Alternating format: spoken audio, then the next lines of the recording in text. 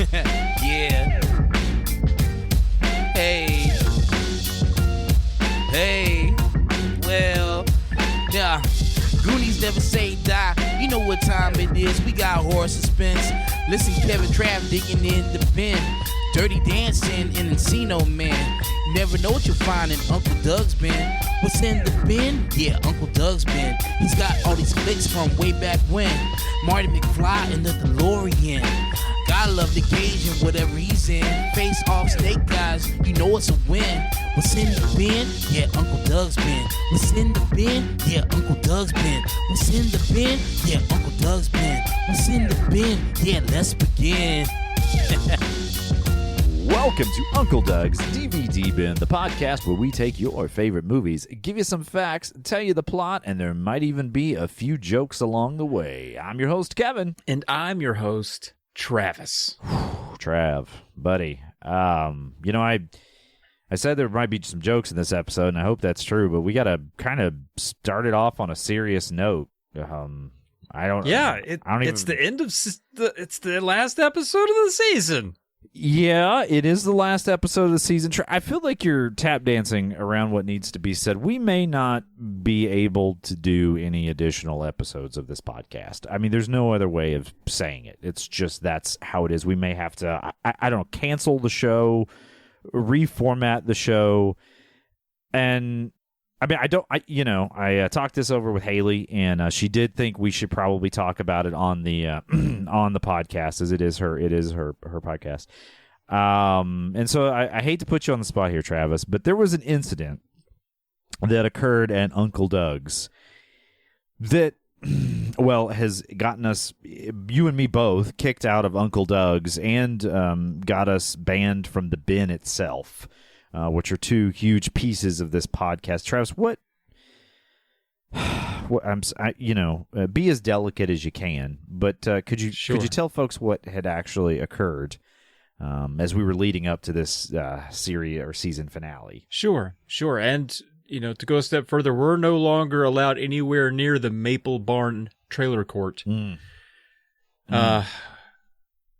that's tough because that's on the way over to where I get weed. But anyway, we were over at the trailer the other night. We were doing our regular bin pull, and we told Doug, we said, hey, Doug, it's time for the old bin pull. Everybody's feeling good about them, but then it goes south. I remember that. He had this excitement on his face. He always gets this excitement. Mm-hmm. He was so happy.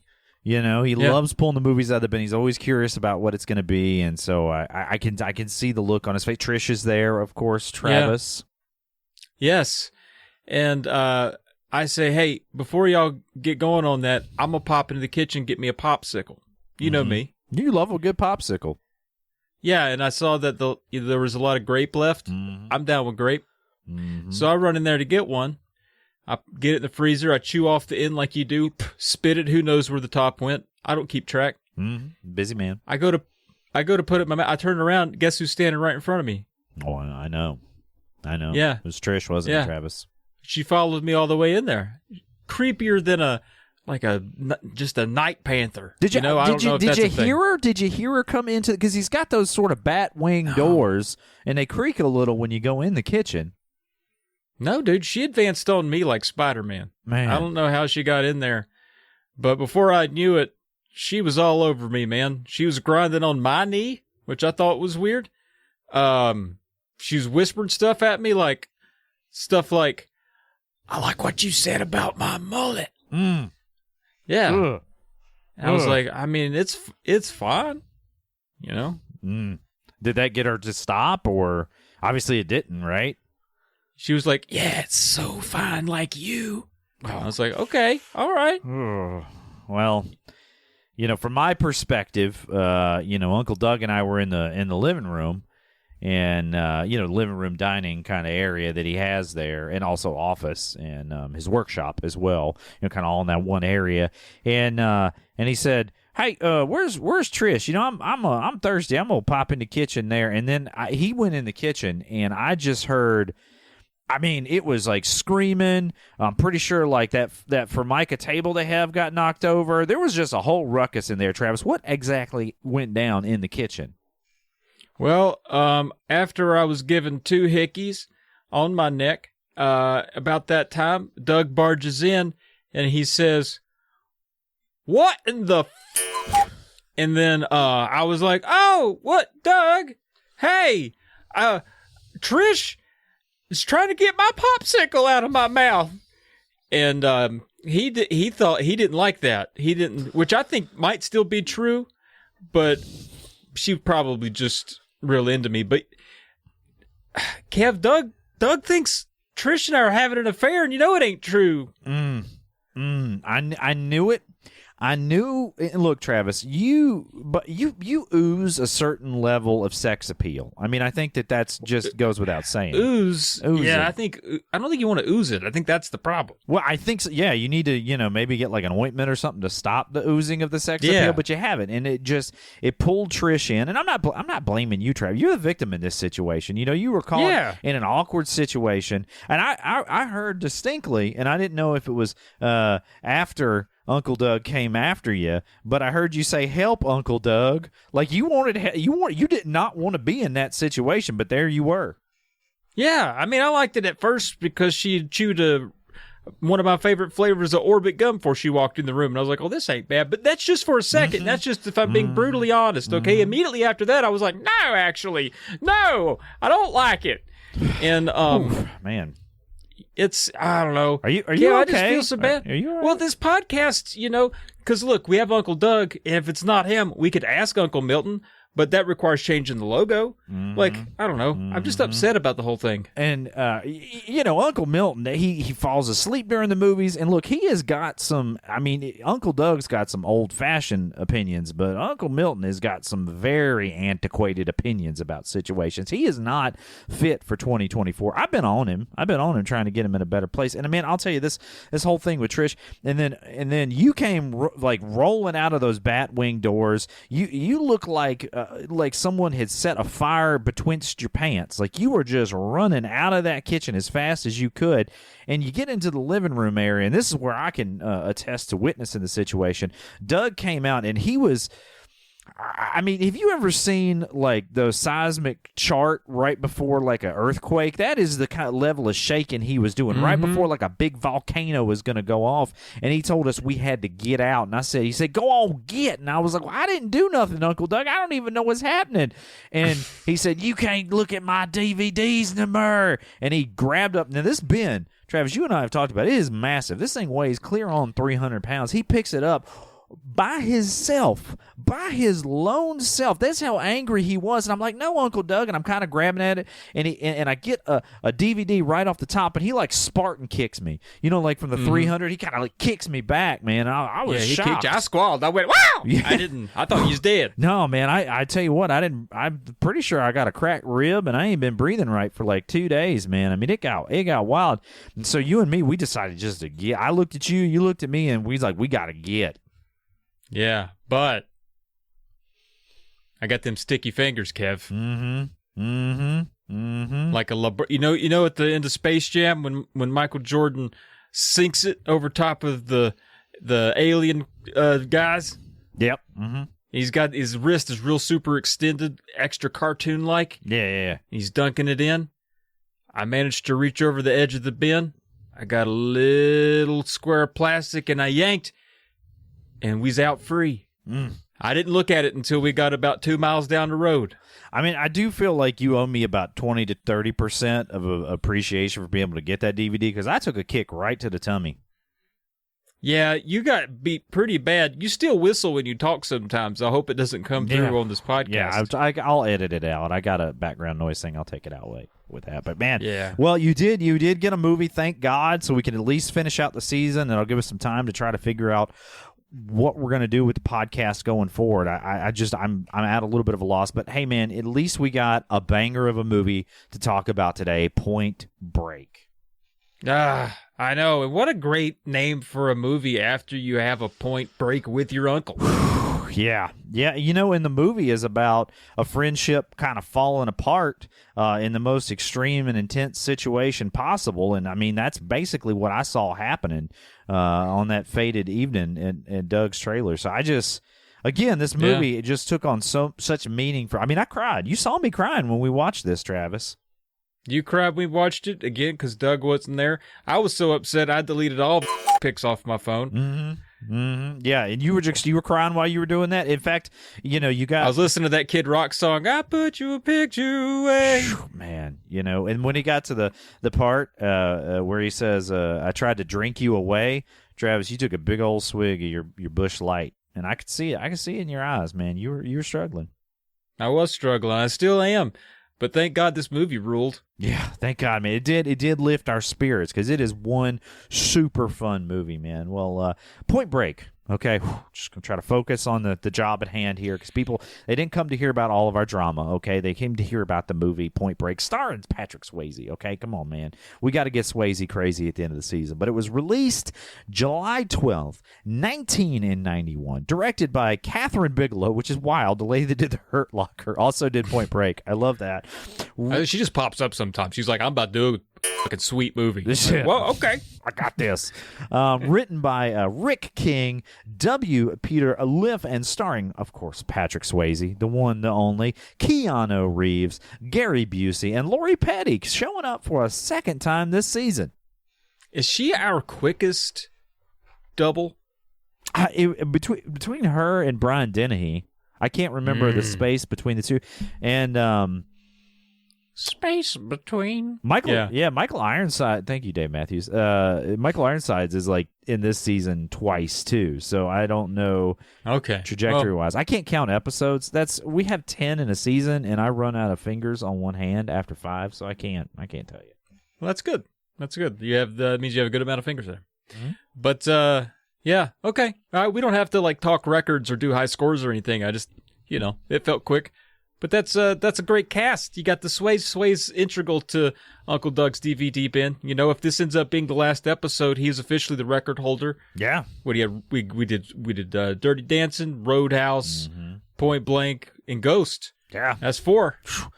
Point Blank. That's not the movie. Point Break. Point Break. The movie that we're covering. Yeah. There's Gross Point Blank that's got John Cusack in it, which is also a great movie. I'm not sure that one's in the bin. It doesn't have that Doug flair, but I mean he did buy. We may never everything. see the bin again, so it may not matter. It may not matter. We could just pick whatever movie. Upgrade your Hulu account. Yeah. Man, that's expensive though. That Hulu. That was honestly that's the reason I agreed to do this podcast was the frugal nature of it.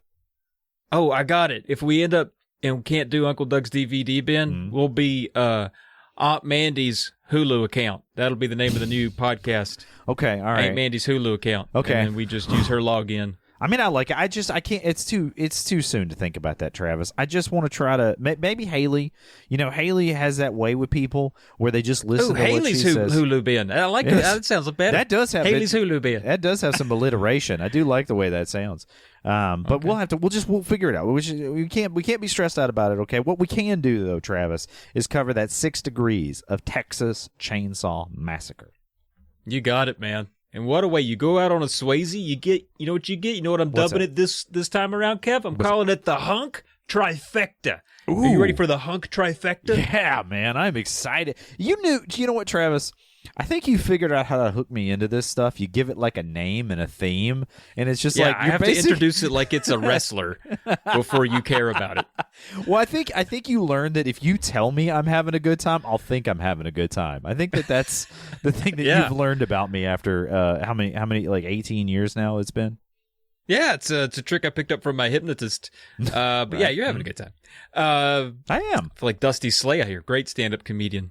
We're having a good time. That's what he said. That's his thing. Anyway, Charlton Heston, a hunk. He's a hunk, but he looks a little bit like a malnourished horse in the face. But I'm going to say hunk. For his time, a hunk for sure, right?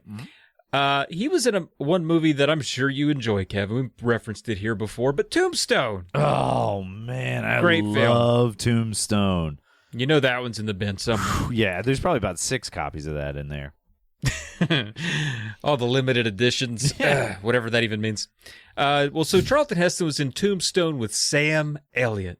Yeah. You know Sam Elliott, big mustache, deep voice. Yeah. Well, he was in Roadhouse, as you know, with the one Patrick Swayze. Man, you did connect that vis-a-vis. I don't actually think Charlton Heston's a real hunk, but like the rest of those guys, you nailed it. Like, that is a nice connection. There wasn't a lot of other hunks to choose from Planet of the Apes, if I'm being honest. What, Dr. Zaius isn't your thing? Nah, not really.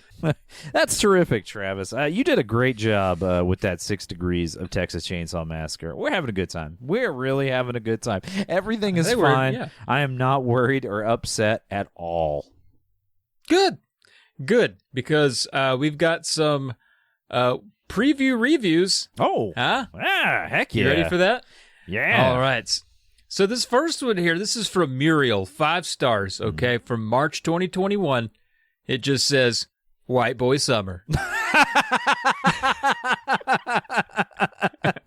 Nailed it.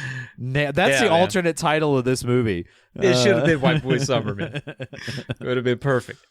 I love it. And then after that, we got Shannon here. This is an oldie, Kev. This is from April 16th of 2017, if you can believe it. We were just babies then.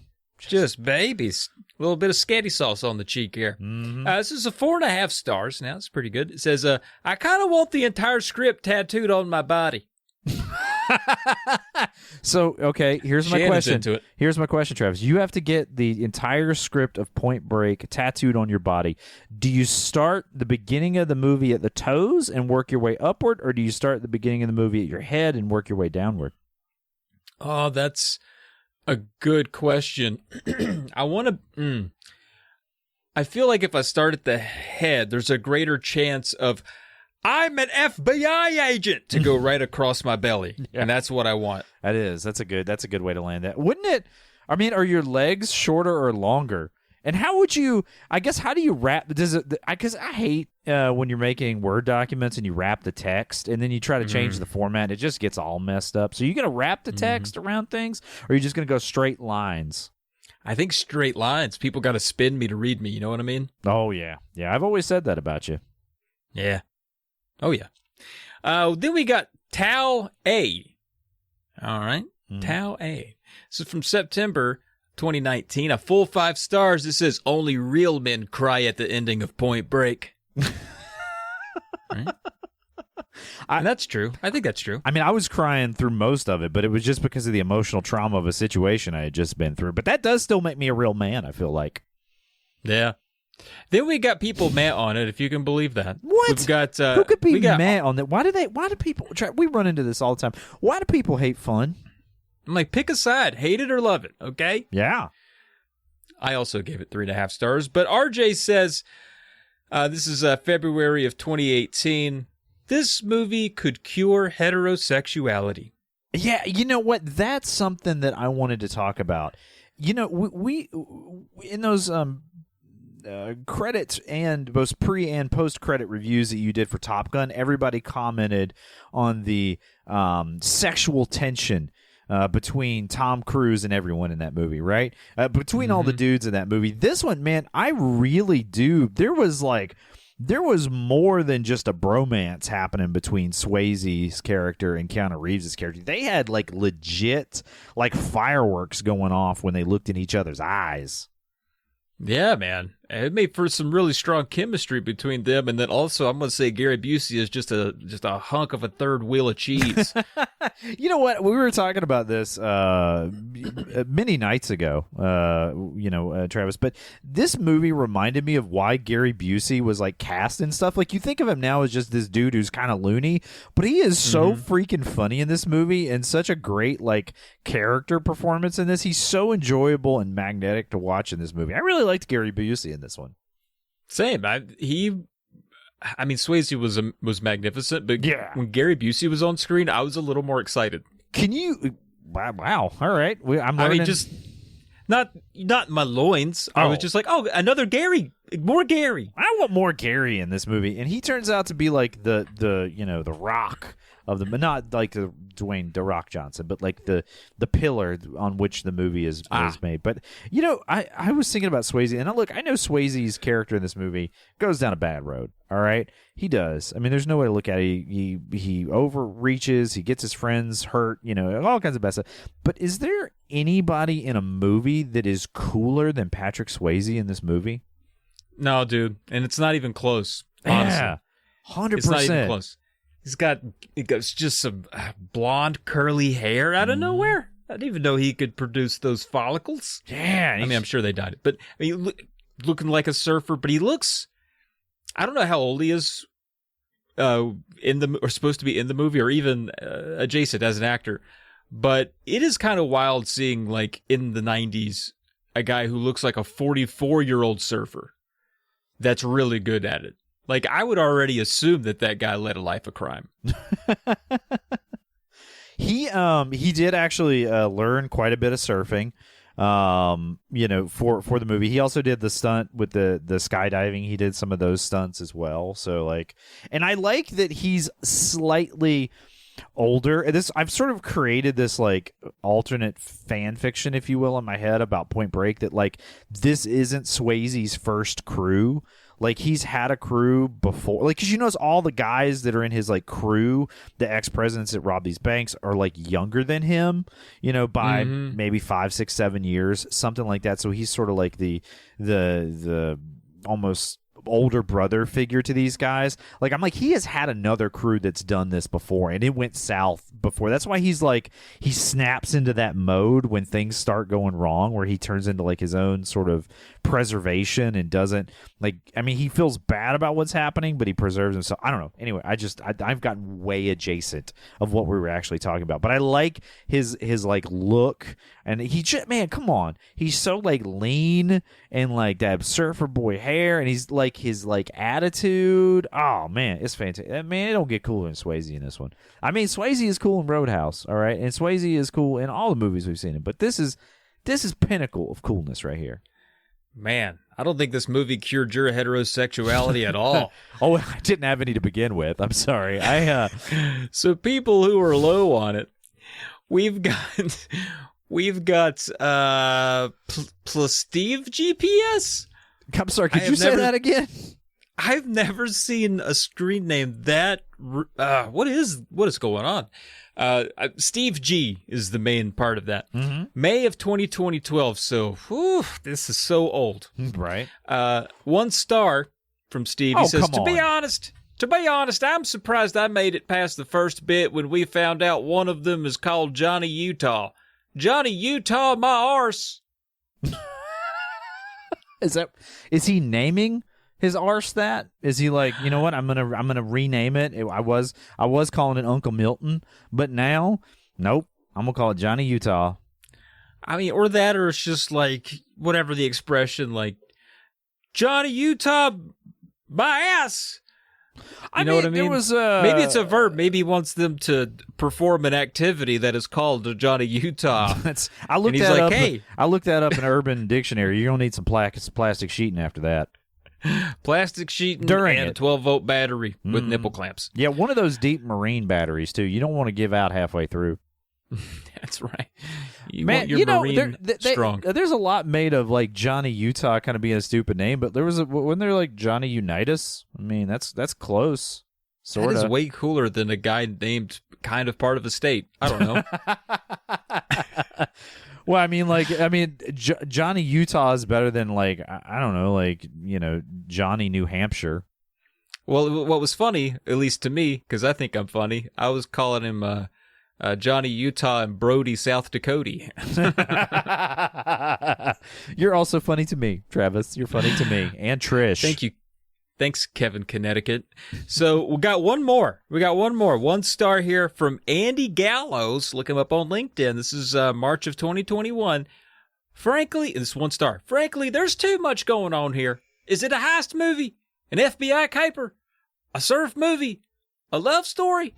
Also, Gary Busey's dentures should get their own credit. Wait, does Gary Busey wear dentures? I didn't know that. After I read the review, I was like, oh, of course he wears dentures. I didn't know that for a fact, but now I know that for a fact. Is this like spotting the fake whale in Free Willy? Like, once you see it, you can't unsee it. I will be honest with you, Kevin. I never saw one fake whale in Free Willy. Bless your heart, man. You just believe. I thought that's what I love about you. You just believe things. I watched that movie several times. I never saw one fake whale. Let me see here. Yep, it says he has dentures. Busey's decision to wear dentures and dental veneers wasn't just an aesthetic choice, but was reportedly linked to a severe motorcycle accident he experienced on December 4th, 1988. That makes a lot of sense. Yeah, I could see Busey all like coked up in the 80s, just bashing his face on something in a motorcycle and being like, give me some fake ones. I got some movies to make. He's got some good chops. And I guess his son also has dentures because they have the exact same horse mouth. But anyway, that's it. That's all I've got. Those are all my reviews. Man, I think it's time for just a little bit of plot. Yeah, let's jump into this bad boy. Let's jump into some Point Break. Now, you know what? I'm gonna go out on a limb and say that the Point Break title card is the best title card that we've seen that has an ocean in it this year, because it was way better than Free Willy. I will tell you that. You get this title card and like the two words Point Break are kind of coming together and like passing each other in front of the waves, and it just looks way cooler than that Free Willy like word art title card that popped up. So much better. Ever since I saw the Free Willy title card, I have never paid more attention to movie title cards in my life. Well, you also get some cross cuts here, some surfing going on, and Johnny Utah. This is where we're going to meet Johnny Utah for the first time, chewing some gum and doing some course work with his firearm, doing some firearm training. So we're getting the idea that he's coming from a totally different world than these surfers, right? Like free, having fun out on the ocean, and he's like chewing gum in the rain and just firing at a shooting range. And I will tell you this, man, this is as jacked as Keanu Reeves has looked in a movie for me. Like, he's got some nice, like, muscle definition in them arms. I was like, man, Keanu, I could tell you've been hitting the gym, brother. Yeah, I've never really known him to be sort of a muscly stud until this one. This might be his peak. I mean, he's still pretty lean. He didn't put on like a ton of bulk, but like his physique in general just looks good in this movie, I think. How old is he here? Totally cured my homosexuality. Totally. Your heterosexuality. How old is he? He could be anywhere between 19 and 33 in this movie. I can't get a good read on his age. 25. He was 25, really? I believe, when he made this movie. He was 20. So his character and him as an actor are both 25. Somewhere in that neighborhood. Yeah, he might be, you know. He's probably mid-20s. Well, anyway, you get this cross-cut of the surfing and the range work. Apparently, Keanu also, I don't know if you've seen any of the footage of him, like, for John Wick. He does, like, getting out on, like, a course and, like, doing some work with firearms. He's apparently a very proficient shooter. So I thought that was kind of cool to see it even going back to Point Break. Although he's doing, like, these silly roles and stuff that I can't imagine. Like, I mean, it's an action movie trope, but I can't imagine if you're actually an FBI agent, they've got you rolling around in the rain, firing at targets. But I could be wrong. I don't know. What do I know? But, well, we see him showing up to his new job at a new office, and he's going to meet his boss, Ben Happ. And Ben Happ is, he's kind of your stereotypical, like, police commissioner / FBI boss who just yells at everybody, but he's also a stickler. We kind of get that idea as we're getting to know him. He's like, I don't let my agents drink or eat cheeseburgers or do anything unhealthy. You're not unhealthy, are you? And I love a lot of the quips in this movie. Johnny Utah says, yeah, I even take the skin off my chicken. You're like, and nailed it. I was like, is that bad for you? I guess it would be. I guess it's more fatty. I think that's where the fat of the chicken is, not in that gristly chunk that always gets like dingly in the back of your throat.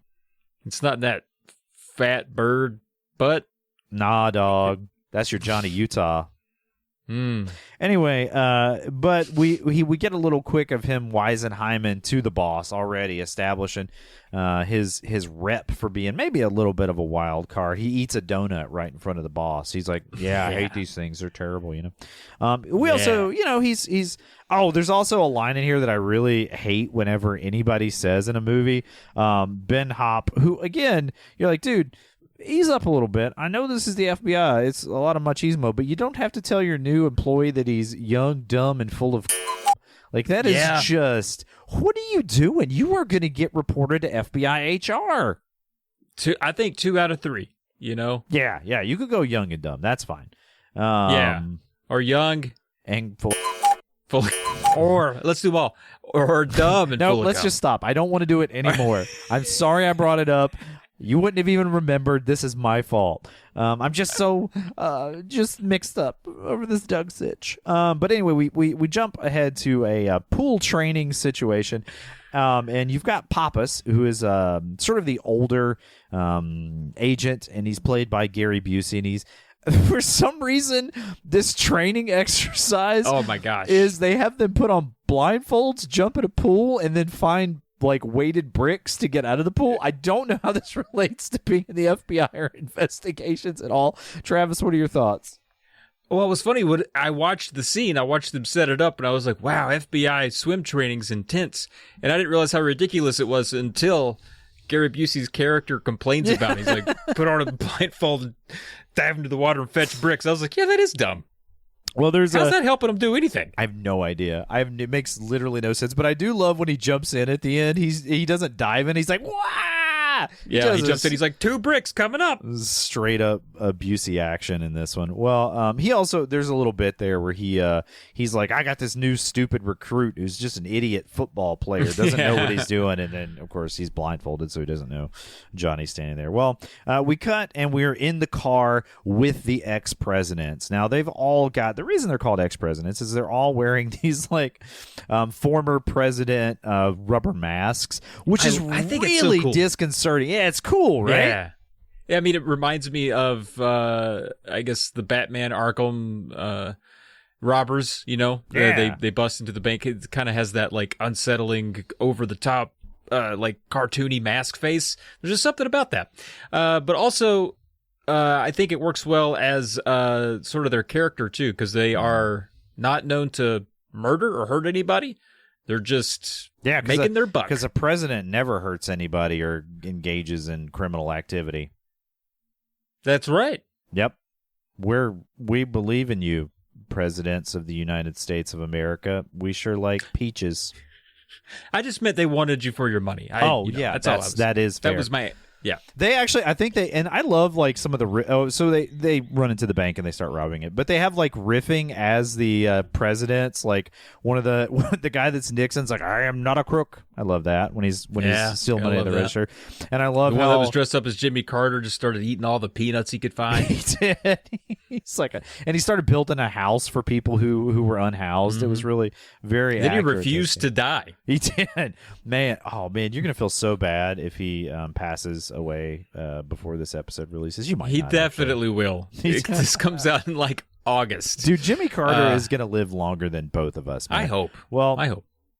The robbery goes off without a hitch, and we get one last look at the robbers as they're leaving. One of them has written "thank you" on his bare buttocks, and he moons everyone as he's leaving the bank. And they have a camera in this bank that is specifically designed to zoom in on a man's butt should it be exposed when he's leaving the front doors. Officer Lewis, can you get me that ass crack feed? All right, thank you. I will. What was most bothersome was they had a 2-second GIF of the butt. Yeah, he just keeps on just infinite it. Loop, and they could identify a man by the curvature of his hind parts. But you know what? That is going to come back, Travis. That butt's going to come back to bite him. You just wait and see. Well, we do get the investigation is occurring in the bank, right? And that's where they're watching the security footage. Pappas and Utah, of course, they're going to be assigned to the most difficult case the FBI has as far as bank robbers. We learned that these guys are super good. They've robbed tons of banks and just disappeared. And they never get greedy, Travis. They never take more. They never go to the vault because that takes too much time. They just hit the cash drawers up front. Yep. They get away. They don't never hurt anybody. Well, at least they don't never kill anybody. And they're super efficient. And the best kind of bank robber. And there's also, this is where like I start to question the FBI and their employees like credibility, because these two guys come in, Babbitt and Alvarez, and they're minor characters in the movie. They kind of act in an antagonistic manner to Pappas and Utah.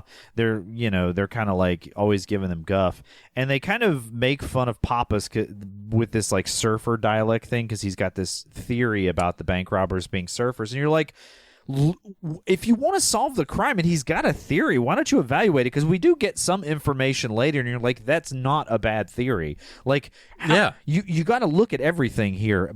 Maybe that's why they've never caught these guys, because the FBI there is awful. But we jump ahead to the scene.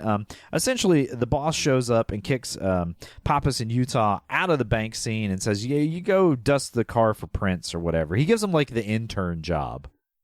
Yeah. But I would kind of want to go there. I would want to go to the last place the bad guys were, looking for clues as to where they went next. I feel like that's the smart.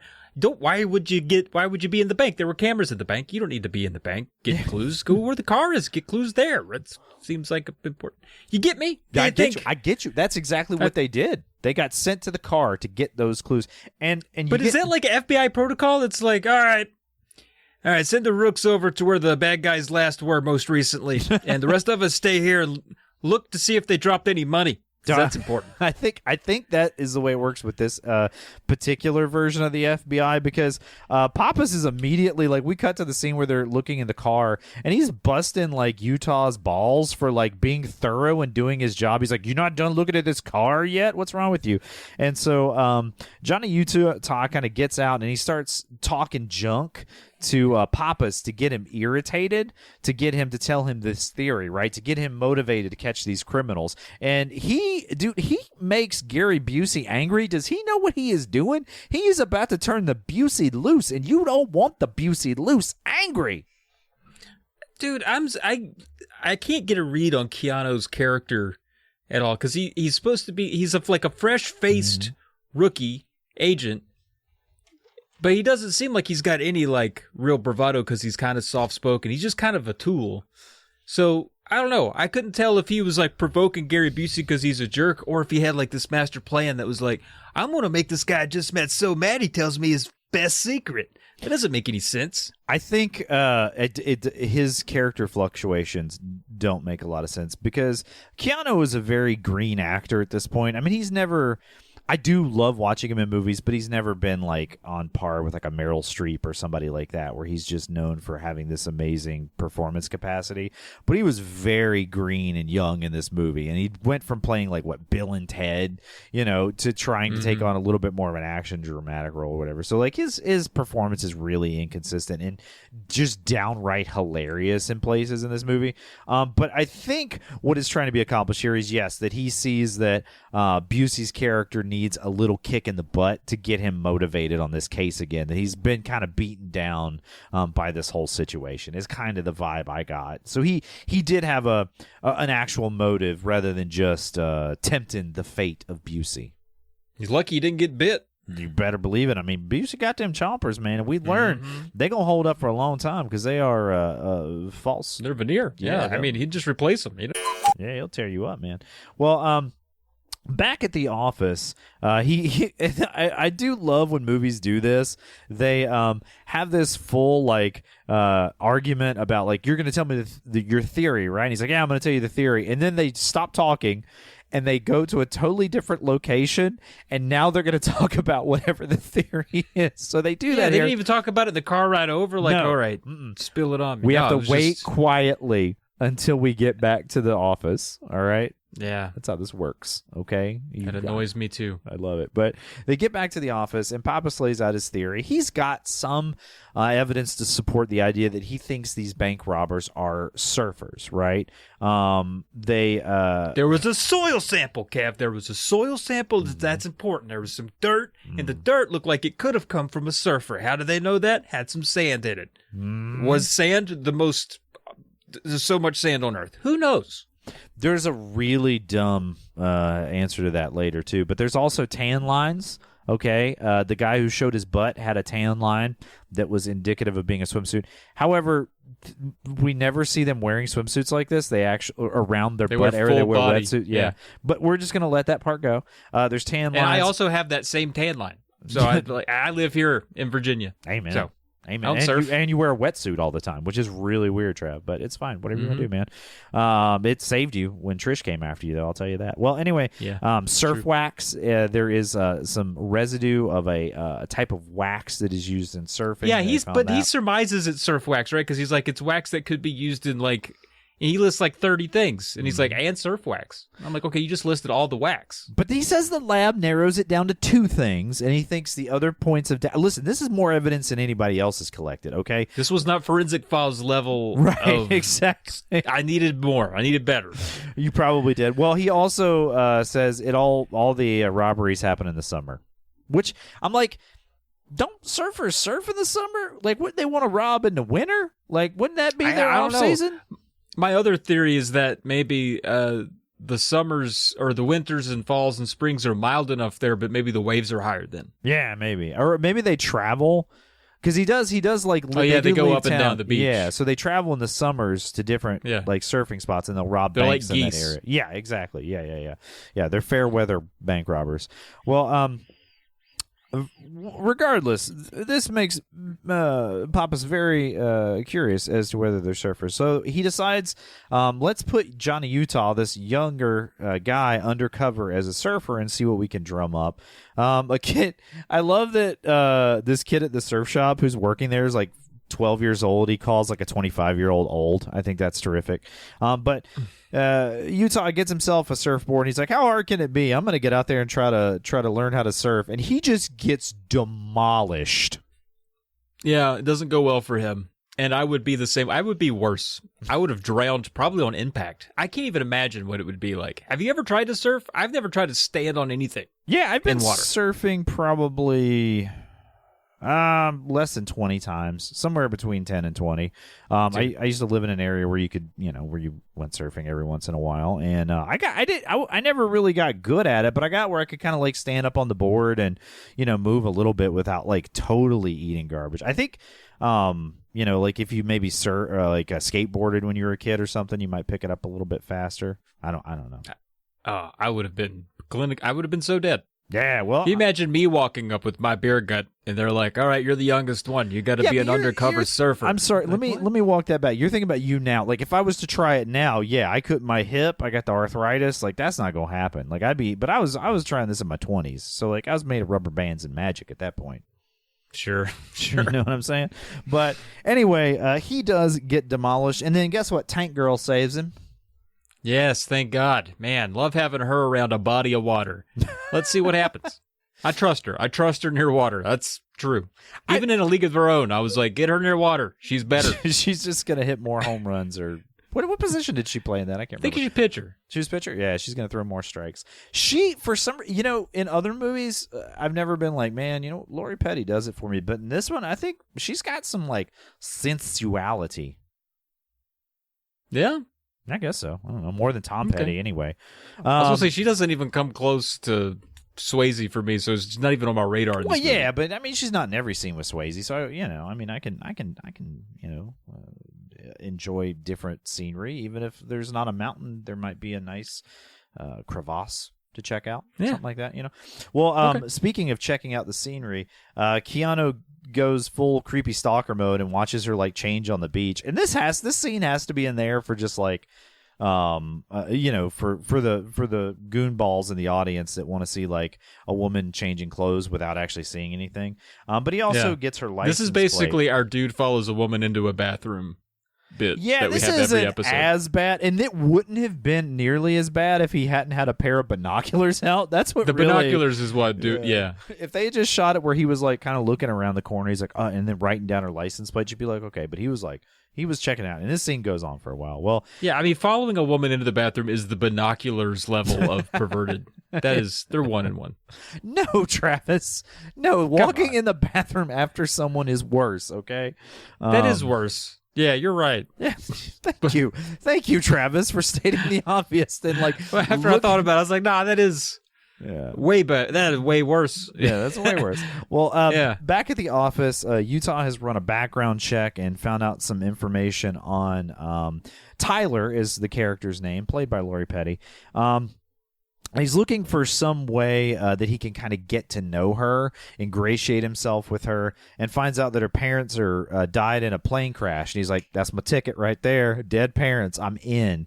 So yeah, that was weird. He struck on that fast, too. Yeah. Emotional trauma. She might not have even liked her parents. You know what I mean? You never know. That's the thing. You never really know. Fair enough. Well, he cuts to the next scene, and he finds her at her work, and she's like, "Oh God, you are really creepy. You showed up at my work. That's After the whole binocular situation, hey, I gotta go to the bathroom." Follows her right in. Doesn't do that. I made that part up. Well, she doesn't know about the binoculars. She doesn't. Yeah, that's true. No, I know. I was just riffing. No, I trust you. No, Okay, it's fine. all right. But he does follow her to her work, which I was curious. I mean, did he use his FBI? Did he follow her literally? Did he? I mean, she probably got a W-2. I mean, you can look up that information if you're in the FBI. I imagine you can look up somebody's W-2 if you're in the FBI. I don't know that for sure, but I think you're probably right. I'm pretty sure. Well, he shows up at her workplace, and he is trying to get her to teach him how to surf, to kind of get him involved in the surf community, since this is the person he's met. And he drops that he does have a pretty good monologue here. It's very convincing, and he actually does a pretty good performance of this here. But he basically spins this yarn about how both of his parents died in a car accident, and he realized he'd been living his life for them. And then he moved out to the West Coast because he was called by the ocean, and he wants to learn how to surf. It sounds just as bad when he says it, but he's more convincing than I am, Travis. And you know what? She says, yes, I'll teach you a few things about surfing. Dude, you know how many things I get pro bono just because I tell people I have dead parents? It works, dude. It's great. Oh, yeah? I could have gotten free surf lessons if I went up there and was like, "Hey, I really want to surf. My parents are dead. What do you think?" They would have been a yes within a minute. Travis, you're like 40. At some point, you're not going to be able to milk that anymore. I know, it's good. I might have to start using Just for Men if I want to milk this a little while longer. Maybe if you just, I don't know, can you walk around? Just for men with dead parents, though. Right. Have you considered wearing maybe a Daffy Duck shirt or something, and just make it a little just dress down a little bit? I see what you mean. Yeah. I mean, you kind of have this dad energy right now with this ball cap situation going on. Maybe just it's a visor. Fuck you. It's a visor. Okay, yeah, that's way less dad energy. Wearing a freaking visor. Okay. Anyway, the point I'm making here is he successfully gets to learn a little bit of surfing, and we get a montage, and it goes on for a while where he is learning how to surf. And there's not a ton that happens here, except we do see him kind of getting better at surfing. He finally, after a little bit of kind of surfing around the beach area, and we get this montage again, he spots Bodie up the beach, and it's his jaw drops. He's like, whew, who is that fine hunk of man meat? Bodie, played by Patrick Swayze. And Bodie, South Dakota. Bodie, South Dakota, you know what I mean? And Tyler says, well, that's Bodie. He's a wild man. He's searching for the ultimate ride. I mean, he says, looking for the ultimate ride. So, he's a thrill seeker, right? We get that personality quirk of his. And then Bodie comes over and picks Tyler up and gives her a big old smooch-a-doo. Yeah, but weren't you also swept away by his longing gaze the minute he walked on screen? Yes. I would have let him kiss my whole family. I don't care. He is, man. He's super, super charismatic. Well, he kind of comes over, and him and Tyler have a little aside. They literally do an aside. They're like, yeah, just hold on a second. And so they take 2 steps away and talk junk about Johnny Utah, in clear earshot of him. Mm-hmm. And one of the guys chucks a football towards Bodie, and one of his crew does. And Johnny Utah, now remember, he's a football player. Boom, he grabs that sucker out of the air with him sticky fingers. Yeah, and then just like that, boom, fast forward somehow 2 hours to darkness. I don't know what happened. I don't know if they had a picnic. I don't know if they sat on the beach. I don't know what they did, but now it's dark. But I thought this part was cool, man. I would have loved to have been, and you can maybe still do this today, but I bet it's less common. But how cool would it have been to be on the beach? Everyone's got their big trucks from the 80s pulled up on the beach with their headlights on, and you're just out there playing football with your long-haired studly bros. Y'all are out there just hut, pious, yo, I'm open, sand everywhere, running down the beach, trucks. I mean, this movie's a good movie. Man, yeah, I'll tell you done cured my heterosexuality. I'll tell you that right now. Man. Woo! But one of the things that I love is that there is a scene during this. Let me actually, I want to walk back for just a second. Which is better, Travis? Everybody talks about the Top Gun beach volleyball scene. What about the Point Break beach football scene? Well, the beach volleyball scene is purposefully way sexier. This one, I think they're trying to be surfers and still be like, and look legit. Because I feel like they're sprinting down this beach. It's not like actors running for a scene. This is like full contact. This is good stuff. Dude, I'm telling you, that you telling me they weren't playing up the bromance. The bromance to romance between Bodie and Utah when Utah tackles him extra hard into the waves wearing his belly shirt, and they just come out all wet staring at each other. And then, like, Bodie's guys come over, and they're like, we're going to beat you up for tackling him. First of all, we're playing football, so settle down for a second. And then third of all, second of all, however many second or third of alls I'm on, Bodie's like, nah, guys, it's cool. This is Johnny Utah. He played college ball. And then he kind of looks at him. Yeah, I mean, maybe a little bit. But first of all, it's not a belly shirt. It's called a shimmel. You wear it under your pads. It's an actual piece of the football uniform. And that was a good solid tackle into the ocean. That wasn't just two fellers frolicking. That was, feel my power. Yeah. I mean business. I don't two-hand touch in the water or whatever. So, I mean, I think it was also just like some legit sportsmanship. Yeah, they were playing a good, hard, wet game, I mean, yeah, but they weren't wearing extremely revealing, nobody moaned weird. I think it was fine. That's good. Well, anyway, the next day in the office, I prefer this to the Top Gun beach volleyball scene, by the way. Thanks for asking. But also, the Johnny Utah thing I thought interesting, too. He's was a quarterback at Ohio State, which is that's a pretty big deal it's in college football land, right? So, I guess this movie came out in 1990. 1990, yeah. And so he said that he played a few years ago, so it would have been like late 80s. Would that have been one of the dynasty years? I mean, not really, but they were still good. Yeah. They would have been the Ohio State starting quarterback would be known. Yeah. But I feel like if you knew his name was Johnny Utah, like not everybody's got that name. I would immediately be like, oh, is that the quarterback from Ohio State? I wouldn't have had to see him play football for 25 minutes and tackle me before I was like, you're that Johnny Utah. Oh, yeah. You would know he was like way better than everybody else that was playing beach volleyball. Exactly. You would think.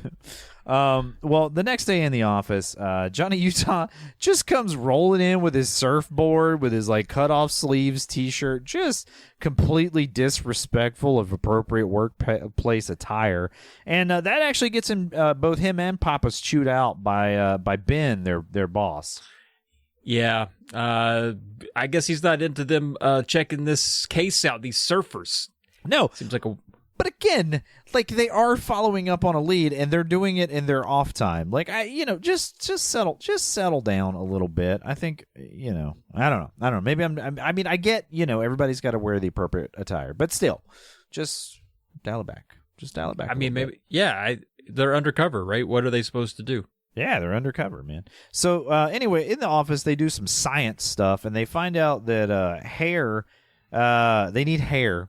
I don't know any better way to put this, Travis. They need to collect hair from people who surf at local beaches, because in a hair sample they found a certain type of chemical or pollutant. First of all, oh man, the ocean's polluted? That's a shocker. And then second of all, they go around after they figure out they need to find out these hair samples. They need to get these hair samples. They're going to go around and collect hair samples from people at different beaches and try to match this chemical analysis to narrow down where these surfers are. So it's just best part of the movie. I love this so much. First of all, how often do you think Gary Busey just walks up to people and cuts portions of their hair off? I imagine it's not all that uncommon. Yeah, he's got to make his hair sandwiches. He does something weird with it, like he makes sandwiches out of them. But yeah, just walking up to dudes, cutting their hair out. I think it was Johnny Utah walks up to a guy and just very slyly prickles one out, showing the difference between he and Busey. Busey more brute force, Keanu a little more finesse. Mm-hmm. Mm-hmm. I read through that allegory with the hair pulling scene. Let's get right to the hair sandwich. Right to the hair sandwich.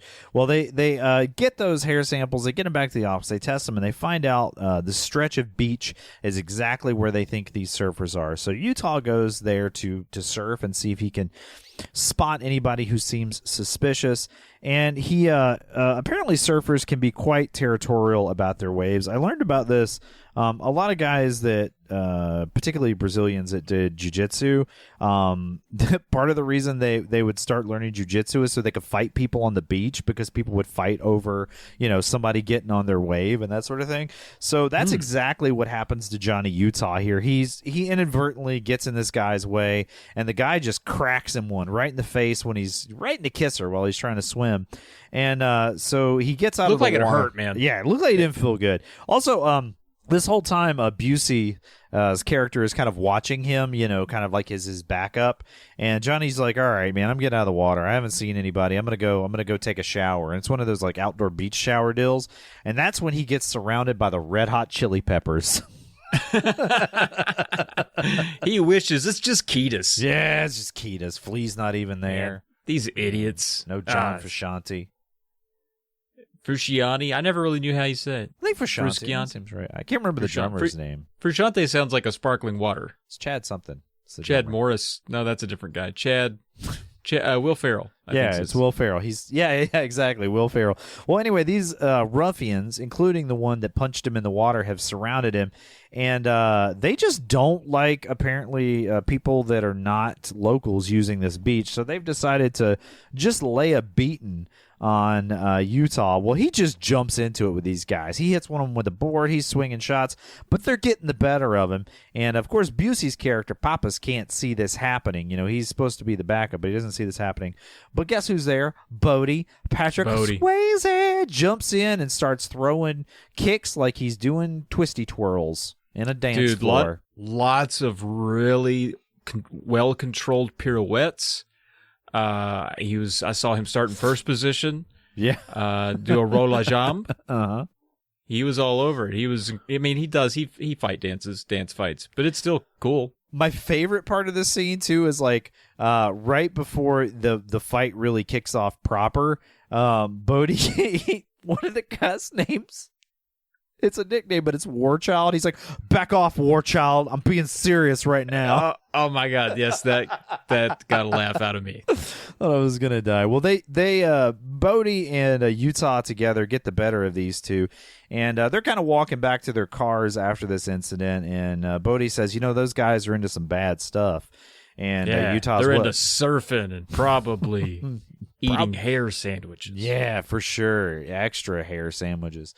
Sometimes they actually do hair calzones, which are texture-wise a little better because the hair gets a little softer, But in general, this makes Johnny Utah very suspicious of these guys. So him and Busey kind of follow them back to their place and are kind of watching them while they're waiting to get a warrant. And then, of course, Babbitt and Alvarez, their two antagonistic agents, have to take the night shift. So Johnny's got the night off, and he's been invited to a party at Bodie's house. And when he gets there, man, it's a little wild, my dude.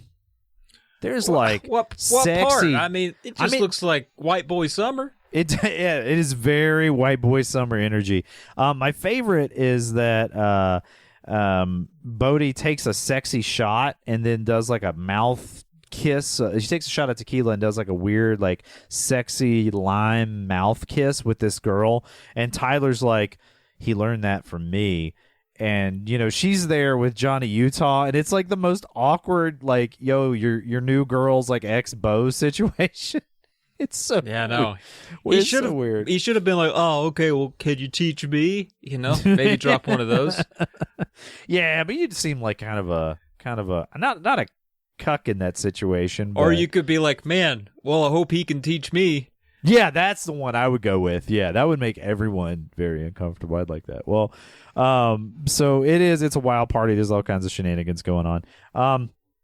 Eventually, they all kind of end up as you do. It's kind of the night's winding down. They're sitting out by the campfire, and one of the guys is talking about riding big big waves, and Tyler's like, that's stupid, that's macho garbage, that's gonna just get you killed. And Bodhi's like, no, it's it's that ultimate ride that he's looking for. And he says, and they start arguing about where you're gonna find the biggest and best waves. And finally Bodhi says, no, there's a 50-year storm coming next year at Bell's Beach in Australia, and I'm going to be there to see it. All right, now, Travis, put a pin in that because that's going to come back later. That's very important.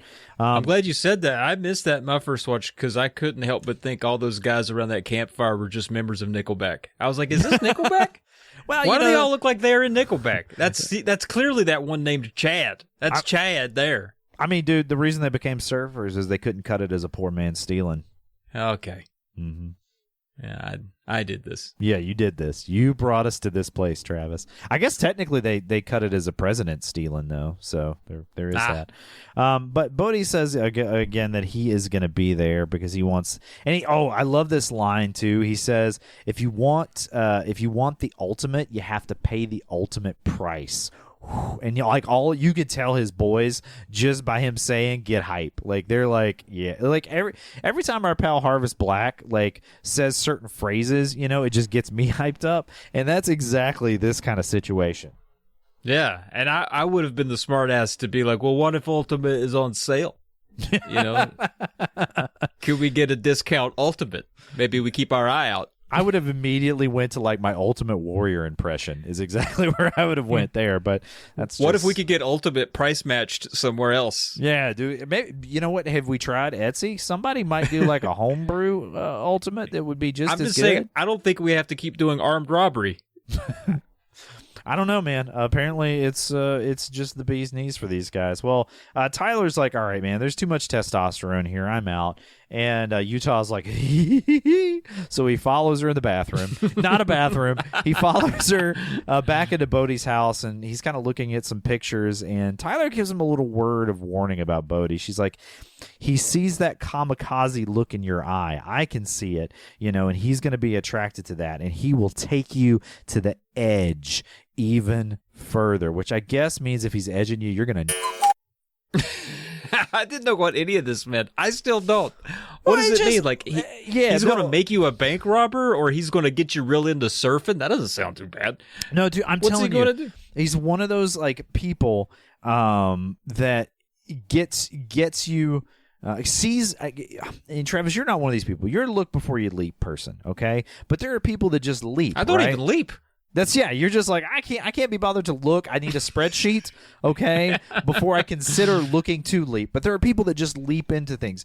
People that join cults and that kind of thing. No offense. I do want to join a cult, but that's for later. That's sidebar. You would still have a spreadsheet in order to do it. Oh yeah, I would lead the cult with spreadsheets. But I think she means he identifies that in somebody, and he's very good at pushing people beyond their boundaries. And there are people like that, for good or ill, and they're always extremely magnetic personalities. And I think that's kind of what she's alluding to with Bodhi here. And she's kind of lived that firsthand. She probably has done some things that she's like, oh man, I really could have gotten hurt there, or things could have gone wrong. And so she's trying to give her new beau that warning. Well, Bodhi kind of overhears this, and he comes in with a surfboard, and they all decide to go night surfing. And Johnny's like, this is wild. I can't even see anything.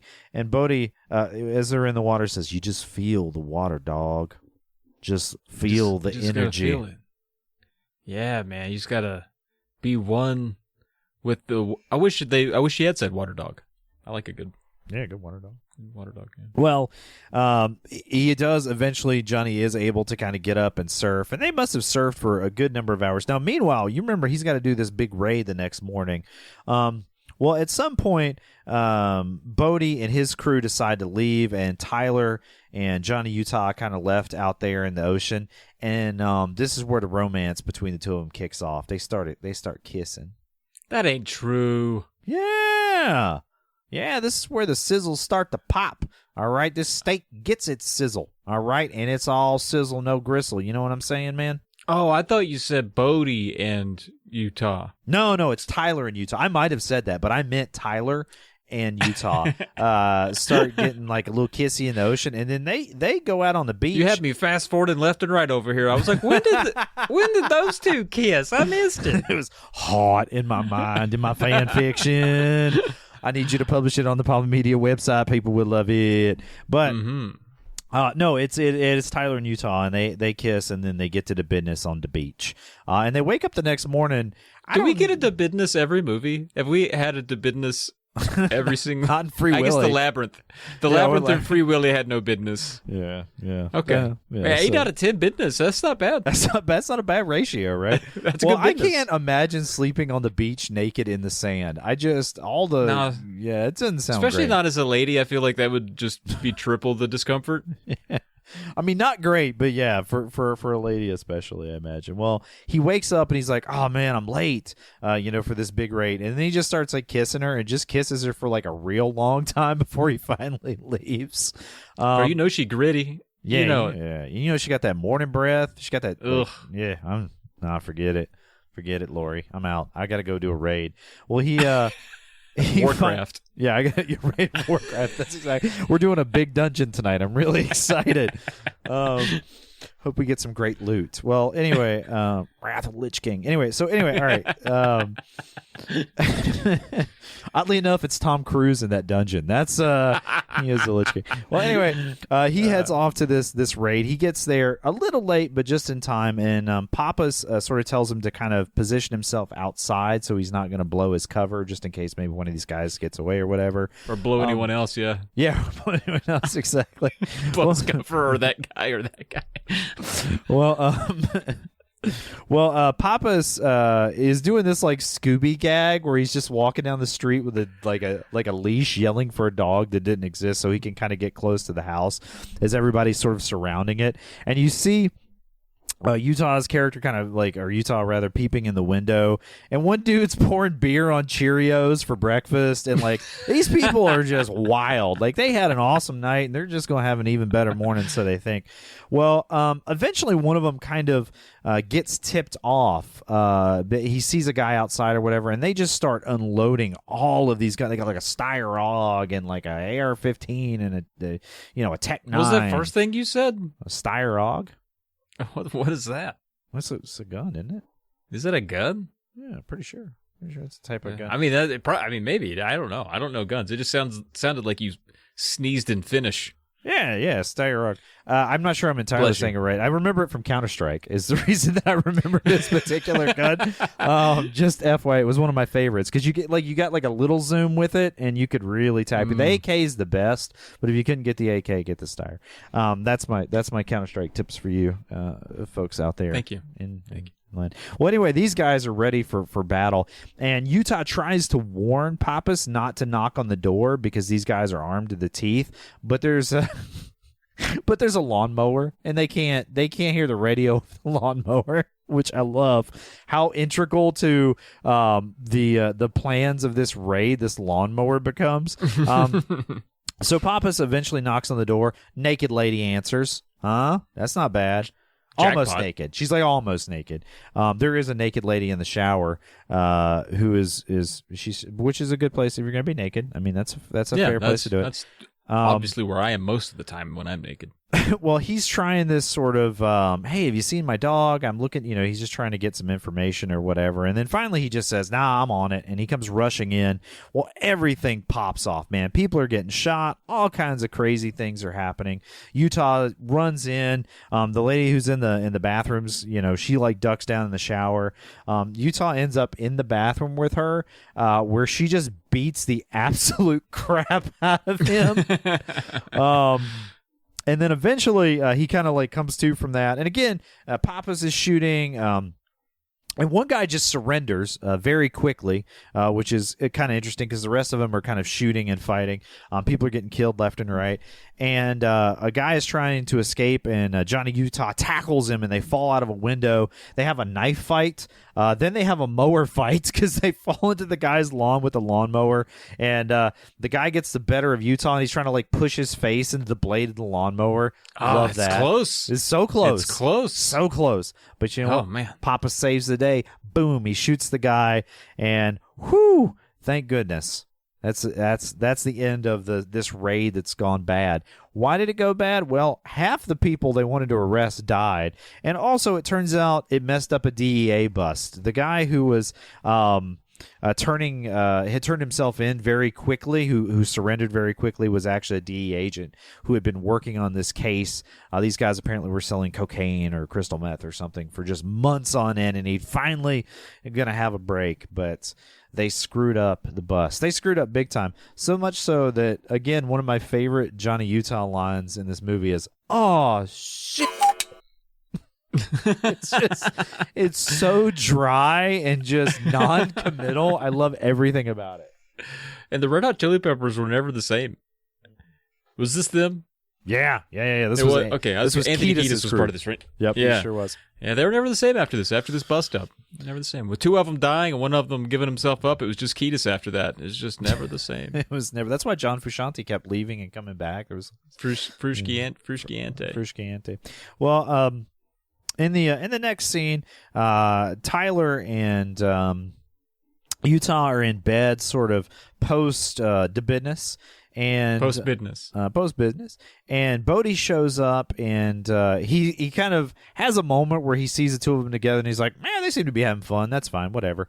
And so he invites Tyler and Utah to go surfing, and this is where things change for Johnny Utah. Like, he's had this bust go bad, but he sees these guys, and he starts to get suspicious of them. Number one, the guy moons somebody while he's surfing, and he recognizes that booty. All right, he says, "I've seen that booty before," and he starts to kind of put some of the pieces together, just in their behavior, and he gets suspicious about them. So he makes the most like awkward excuse to leave with Tyler. He's like, I gotta go. I gotta leave now.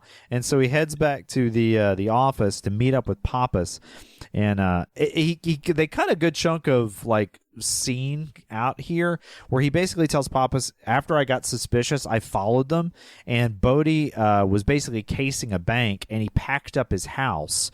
And then I overheard them saying that they need I'm sorry, he didn't overhear him say this. Rather, he says they're not going to leave because they're going to need traveling money. That's why they were checking out this other bank, because they plan on robbing it. And he says, "I know the bank. Let's stake it out." So him and Pappas are staking it out the next morning. Yeah, I think the skipping of the scene confused me, because I was like, I don't remember any of this. Were you summarizing something I was supposed to see? You did not. Because I'm very stupid when I watch movies, so I'm very literal, and I was like, well, I never heard you say that. They're like, I never saw that. You don't need to see him following him around. We'll give you the exposition in the next scene so we can get to the bank robbery. And I love how how incompetent they come across in this scene. So they're supposed to be on this stakeout. They know the bank robbery is happening that morning, but Pappas is like, "Hey man, there's this really good meatball sub at the shop around the corner. Will you go get me 2 of them suckers? I am starving." So he does. 2 meatball subs, man. What a dude. 2 meatball subs? That's a lot. Not only 2, but when he gets back, he says, "Man, I wish I'd have gotten 3 of them." But while Utah has his back turned, and then Pappas is reading the comics, the ex-prezes go into this bank, rob it, and then they come out, and then that's when like Utah sees all of this happening. So they proceed to have this one of the most epic chase scenes, not necessarily the car chase scene, which is pretty good. So like Pappas is pursuing the car that has the ex-presidents in it. There's some gunfire happening, and they're sort of chasing. Eventually, also, they're just shooting in the street, which is crazy. Like, cars are driving, you just shooting broad daylight, busy street, people walking around. He's like, I'm gonna fire at this moving car from 40 yards. Dude, standard police procedure in the 90s. I'm an FBI agent. Why does he say it like he's Australian? I don't know. He did get a little Australian. Maybe he's practicing for when he goes to Australia later. Spoiler. Well, anyway, there's this great car chase. Pretty good car chase. It's not like the Fast and the Furious or anything, but there is one fun. I love These are like 80s model, like 4-door just boat sedans that they're driving. I love to see car chases with those because there's this huge amount of body roll. So whenever they hit a power slide, man, it just looks that much more epic with the car. But eventually, Papa sort of crashes the car, and this is where I love this chase scene. The foot pursuit starts. Yeah, and I got sick watching them pan through that parking garage. Was a lot of cars in circles. I don't think we needed that shot. Well, it's probably you probably got a little sick in your tummy because you didn't need 3 meatball subs. Okay, Trav? I didn't need 3 meatball subs, but then I watch our guy Utah. You know, he's got that bum knee. You know, he does. Ohio State apparently didn't have a very good O-line back in the late 80s. My man got crushed a ton. But he can still. It may have a bad knee. He can still sprint fast enough to catch up with a car. Now the car does have a flat tire, but he's not fast enough to catch up with a guy wearing a full mask and can barely breathe in it. Right? Yeah. Hold on, we're not there. Who did not play college football like he did? No, but he is very athletic. I mean, he surfs every single day. I mean, this man is a very physically but is he active D1? man. I don't know. I mean, he's not. I mean, he didn't. Well, I don't. You know what, man? Let me get to it. Let's get to it. Okay. All right. So eventually, what happens is they get to this gas station. They're trying to sanitize the car to get rid of any evidence. So they set it on fire, and they're stealing this other guy's car. Meanwhile, this is happening. Johnny Utah gets there. They take off without Bodie, and Bodie ends up having to run on foot, and that's when Utah just chase him. And this foot chase scene is fantastic. There's like parkour stuff happening. Mm-hmm. They're like running through houses. Well, eventually they get to that same drainage culvert that you see in every movie that's shot in L.A. It's in like T2 and like just so many movies, right? Well, Utah jumps off of the edge of it, and he hurts his ankle. Maybe it's that bum knee. I don't know. Something in his leg goes wrong, right? And he can't chase anymore. And Bodie is like climbing over this fence with the Reagan mask on. And Utah has got him dead to rights, and he can't shoot him. He can't shoot him because of his feelings. So he rolls over in his back, and he just fires a whole clip into the air. Dude, that is so epic. Wasted all those bullets into the air. He could have hit an airplane, man. Come on. Get it under control. You're an FBI agent. You can't just be shooting into the air. Okay, Travis, you were an FBI agent, all right? And I'm a surfer who's also a bank robber. But like we have our friendship as it is. And I'm running away. I'm climbing a fence. You can't chase me anymore. I mean, well, first of all, we would have been winded like 27 blocks back. Like we'd have had to sit down for a while to then resume the chase. But let's say we get to that point. Are you going to shoot me while I'm trying to climb? We'd have just joined an unhoused community. We wouldn't have made it all the way. I'm not going back to y'all now. I ain't going all the way back. Good God, how far was that? I mean, they established pretty early that Keanu's character, Johnny Utah, is a good shot. And he's got the shot lined up. Why not shoot him in the ankle? You know, slow him down. You don't have to blow his brains out. Wound the man. I was so engrossed with that scene and like that emotional release of him shooting that gun in the air and screaming. I didn't even think about maybe just trying to nick him. Like I didn't just give him a nick. I didn't even think about that, Travis. That's why you would probably. So you'd shoot me in the ankle. Great. Now I got a bad ankle for the rest of my life. Terrific. Yeah. Well, anyway, they get back to the office, and there's a little bit of like Papa's, accusing Johnny Utah of missing on purpose, which he 100% did. He's like, no, I didn't. I didn't miss on purpose. He's like, yeah, you did. He's like, okay, maybe a little bit. He just has a cute butt. But Utah then is back at his place, and he is talking to Tyler, and she's kind of patching him up. He's kind of beaten up a little bit from the tussle. And he's basically spun this yarn to her about a hit and run, and he's right on the edge of telling her the truth. She's like, it's like you always have something to say to me, and you're just on the edge of saying it, and you're not going to say it. And he's like, I'm going to tell you something, and it might like change our relationship forever. And she's like, you don't have to tell me now. Thinking he's going to say he loves her. It's like, girl, come on. He's like, I'm so in love with your ex-boyfriend. I mean, that is the gist of it. Well, he ends up not telling her that he is an FBI agent. right. FBI agent tattooed right here on my belly. Right on your tum-tum. If we get The a dot of the I in FBI is my belly button, so it's a little off-center, but it's still cute. No, it's worth doing. Well, you got agent to make it work on the other side. So, like, maybe the spacing, you can figure that out, you know? Yeah, and I have scoliosis, so it's fine. Yeah. Scoliosis is fine, or just, like, the alignment won't matter? Yeah. Got it. Back at the bonfire, the fellas have now obviously they've seen Johnny Utah chasing them, realizes that he's an FBI agent, and they start arguing like we should kill him. And Bodhi's like, no.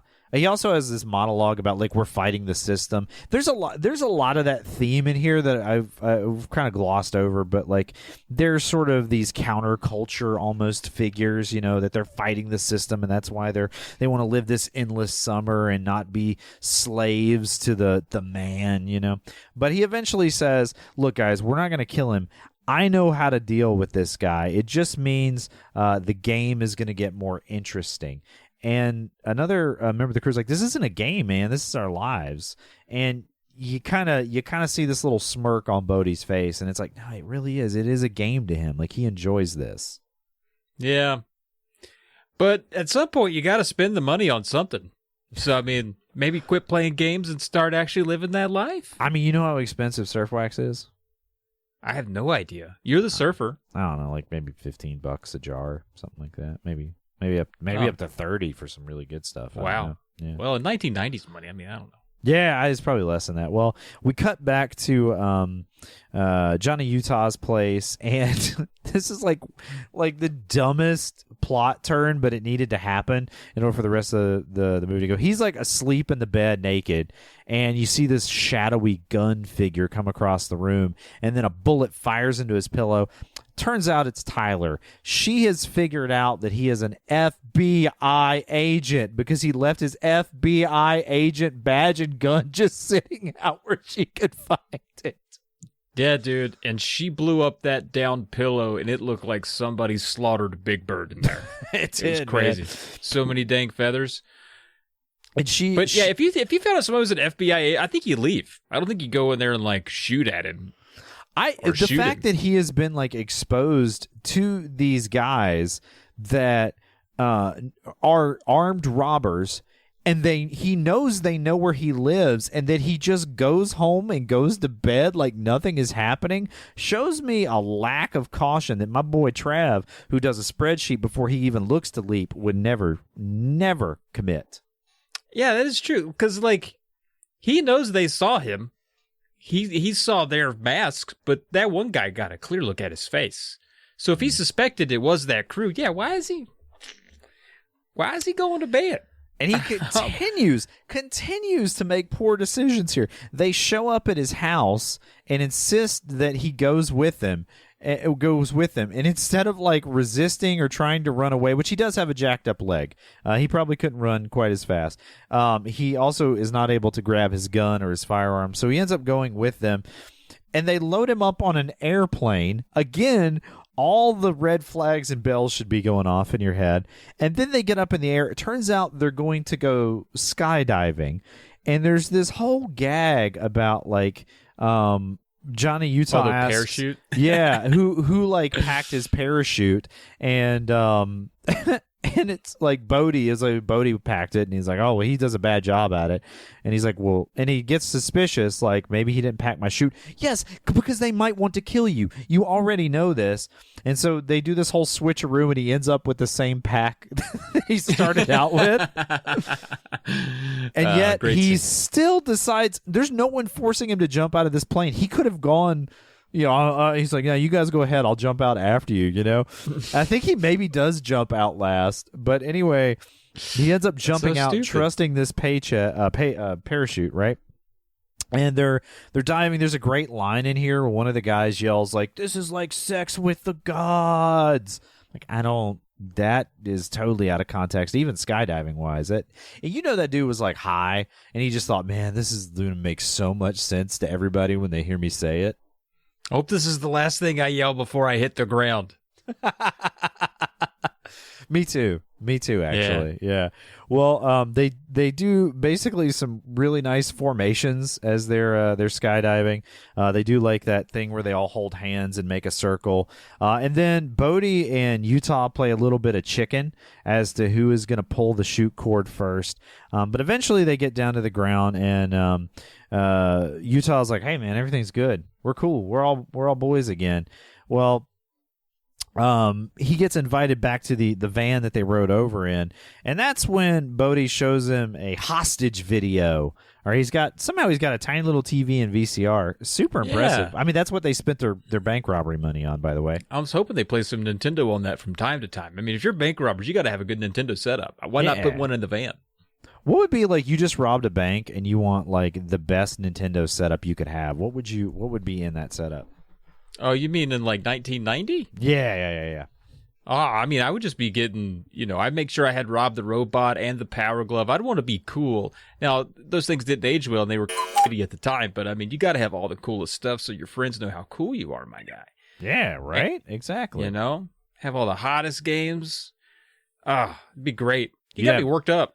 Would you have? I'd have the van would have Mario on the side. In your game collection, do you have the Mario Brothers game? Oh, yeah, of course. You got that one. That's good. I'm glad. Gosh. I know you got that Maniac Mansion. That's I've got a whole bunch. I've got a lot of games. You got those two though. Do you have all? Yes. Do you have all three of the Mario Brothers games? I got all of them. Yes. What about Duck Hunt? You got Duck Hunt? I've got Duck Hunt. Okay, right. I've got Duck Hunt Mario. Okay. All right. I was just checking. I didn't know if you had those or not. They're pretty good games. I don't know if you played them. God. Anyway, well, it turns out that, yes, Tyler has been kidnapped. He sees this hostage footage, and essentially this is Bodhi's insurance policy. He says, Utah, you're going to stay with me for the next 6 hours. We're going to rob a bank, and if I don't meet this guy that has her by that time, she's going to be dead. All right. Yeah, because this guy's first of all, his name is Rosie. Yeah. For some reason, and he's a maniac, and I don't even trust him. So I gave her to him, and then I was like, oops, that was probably a bad idea. I need to get her back. So in 6 hours, she's dead if we don't get back. Because I made a mistake. I should have left her with Tim. Tim's much nicer. Would have probably kept her alive longer. I knew Rosie would murder her. That's on me. That's my bad. We got to go save her now. And I love Swayze's performance in this scene. Like, he's confident. You can tell he doesn't like what he's doing, but he does it confidently, and he knows he's like, well, this is how I have to do it. He gets hit in the face, and his whole performance here is just very earnest, like in a kind of what could be a really like cheesy over the top scene. So I do very much like that. Also, Lori Petty looks very pissed. Yeah, and she's in a negligee for some reason. I don't know if that's to make her like feel like if she was wearing just like a regular clothes, like that would be less dangerous. Like I don't know why they did that. But. Also, Kev, if you were recording a hostage video, are you trying to get yourself in the reflection on the mirror of that video as you're recording it? I'm probably not. I'm probably trying to stay culpable or clear of charges. Yeah, but this Rosie guy's like, peekaboo, guess who it is? Like we knew it was going to be you. You're the only one that would do something like this, Rosie. Settle down, Rosie. Well, Bodhi asks Utah if he's going to do it, and Utah says we're wasting time. And so they start planning for the robbery. They're heading in the van to the bank that they're going to rob, and Bodhi is sort of waxing philosophical about why what they do works. He says they act confident, and that and if you want peace, you have to kind of project confidence. So you need to act scary so other people back down, kind of like a dog does to another dominant dog. You know what I mean? Yeah. Because if those guards or someone sensed any weakness, they would try to swell up and take advantage of the situation. It's better to just tamper them down with intimidation. Exactly. Well, he's of course Utah's given an empty gun so he can play the part, and this is where he says, "I'm an FBI agent," which I love. I'm an FBI agent. And he doesn't get a mask. He doesn't get to dress as a president because Bodhi wants Johnny to get arrested for this situation. So in the bank, Utah is participating. He yells at a guy. I don't think he hits him. He just yells at him to get him to like lay down. And the robbery is going per their usual. It's going well. And that's when Bodhi flips the script. He says, guys, go to the vault. Get the money in the vault. Now, I don't know why he decides to do that here, other than maybe he knows he's never going to be able to come back to like this area again, so he wants to make sure they've got a bunch of traveling money. I don't know. Or maybe I don't know either. Unless it was just like trying to like extra set up Utah. Make him stay or somehow stick around longer. Lock him in the vault. Maybe he really wanted to impress Utah. He's like, guess what? I'm going to take the vault this time. I do vaults sometimes. I know my reputation is that we don't do vaults, but sometimes we do vaults. Yeah, that's right. Utah does point out to him that he's breaking his own rules. And there is an off-duty police officer who has his gun with him, who is on the floor in this robbery, and he's trying to co-opt the security guard. He's kind of whispering to him like, hey, man, you got my back? I'm going to go for this. You got my back? He's like, no, don't do this. What are you doing? He's like, have you lost your mind? The money is insured. I don't want to die. Seriously, you don't have to be a hero, man. But sure enough, this off-duty cop does decide to be the hero, and a shootout breaks out, and it's bad, man. Like the police officer gets shot. The security guard gets shot. A couple of basically, I think two of Johnny's guys get shot. I'm sorry, not Johnny. Bodhi's guys get shot. One dies during the robbery, and the other is grievously wounded. And Johnny's, everyone's got vests on, thankfully. Well, I guess thankfully. Johnny Utah has a vest on. Utah gets shot, and then the other guy that gets killed gets shot, sort of above his vest.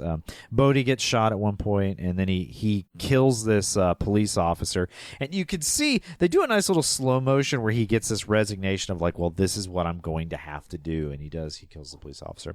Well, as they are making their escape with the money, Bodhi knocks Johnny Utah out and leaves him in the floor, and we cut to the next scene where Johnny Utah is being arrested. Now, and Harp, Ben Harp is like chewing him out. That's the boss guy, is chewing him out, and he's like, you robbed a bank, you're going to jail, and it's like it was a hostage situation. I don't know. I don't know what the rules are in this, but he probably should have said, look, they had this woman hostage and they were going to kill her, so that's why I was participating in the robbery. And instead he's just mean mugging. Yeah, dude, in movies, this kills me. You got to communicate. Say what happened, It's never stopped him before from skipping 18 scenes ahead, But no, he's got to sit there and make me infuriated. But even as angry as Harp is, and he points out this dead police officer, he's like, this is your fault. He's like, well, if I'm Utah, I'm like, well, I didn't shoot him, man. I didn't have any bullets in my gun. How is it my fault? But anyway, he as angry as he is, he lets Pappas decide to just take him in. He's like, yeah, you go in, you take him in. That's fine. He's your idiot anyway. And you're like, that would never in 100 years happen. Well, that's when I realized I had missed Gary Busey in part of the movie, and it felt like Dad came home. I was like, oh, thank God. Oh, thank God he's back. Well, Gare Bear. Gare Bear. Thank God for Gare Bear and his chompers. Well, they're headed into the police station, and then Utah says to Pappas, like, no, I know where they're going. And he's like, oh, thank God. Well, let's go get them. You're like, bad decision, Busey. He also knocks his boss out. I totally forgot that too. He Papa says he's leaving to arrest him, just punches his boss in the face and commits assault in front of like 30 police officers and FBI agents, and they just let him leave. It's wild. Wow. I don't know if it was a different time or bad writing or what, but wow. You get the sense that no one else liked Ben Harp, and they're like, yeah, this is fine. No one did. This is fine. John C. McGinley always plays You're not supposed to like him, I guess, unless he's in Scrubs. Yeah. And then it's scene by scene, right? Well, they show up at the airport, and there's a whole bunch of shenanigans that happen here. But basically, Busey is off to the side. He's got a gun on the other two guys, but he forgets about Roach, who is the other guy who is kind of off to get something. I don't know. He's not by the two guys at the plane. And he ends up getting the drop on Busey behind Busey. And another shootout happens where Busey does shoot Roach, injures him, kills the other guy that was uninjured during the robbery. And then poor Gare Bear gets shot in the back and dies. I hated to see it go like this, man. It was rough. It's tough, man. It was I tough. poured one out all over my floor. I had to get a mop. I loved the whole drink. You know, he didn't really die. Like, that's not the way movies work, man. He's fine. He's still Are you alive. kidding me right now? I mean, he's not fine. He's Gary Busey, but he's still alive. So, well, anyway, at this point, Bodie grabs Utah and kind of puts him on the plane. He's like, we got to get out of here. Roach, again, is shot. He's injured.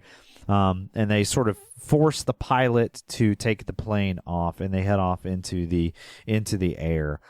And we kind of learn as they're going along that Bodie has kind of had this plan that they're going to parachute out of this plane into Mexico, kind of D.B. Cooper style, sort of just disappear into the ether a little bit. And he's trying to put this parachute on Roach, who's like shot, and it's, I don't know, for some reason it was funny for me. So we're going to save this guy's life by throwing him out of an airplane. Yeah, exactly. Well, eventually Bodie is, he's radioing to Rosie to tell him not to kill Tyler, that he's going to make I'm just going to call it a rendezvous. I would just make that call earlier. I'd be like, hey, by the way, Rosie, just so that we're clear, we're actually not killing Tyler. No matter what. I don't know why he didn't do that. Like, that just seems weird. Yeah. We're just not, like, I don't want to be the one, like, maybe we lose Johnny and I get held up in traffic and she still dies. I'm going to feel bad about that, Rosie. You understand? I need you to not kill her at all. Exactly. Unless I'm there. Or at all, ever. Yeah, if you could just not, but it's Rosie, man. You can't tell Rosie what to do. You know how he gets. Gosh, I would have loved to have seen the hours of conversations with Rosie where, like, you got me now, Rosie? He's like, got it, kill her. Like, no. No. Rosie's got real Butterfinger energy, from Hudson Hawk. He does. Well, eventually, Roach gets pushed out of the plane with his parachute and the whole bag of money. Bodie says, sorry, Johnny, you're not going to catch me this time. You'll never see me again. And he jumps out of the plane. And then Johnny sits there for a second, and he sees the gun. For some reason, Bodie throws the gun away, which is really weird. It seems like he might have wanted to keep the gun just to see what was going to happen. Utah grabs the gun and jumps out of the airplane without a parachute.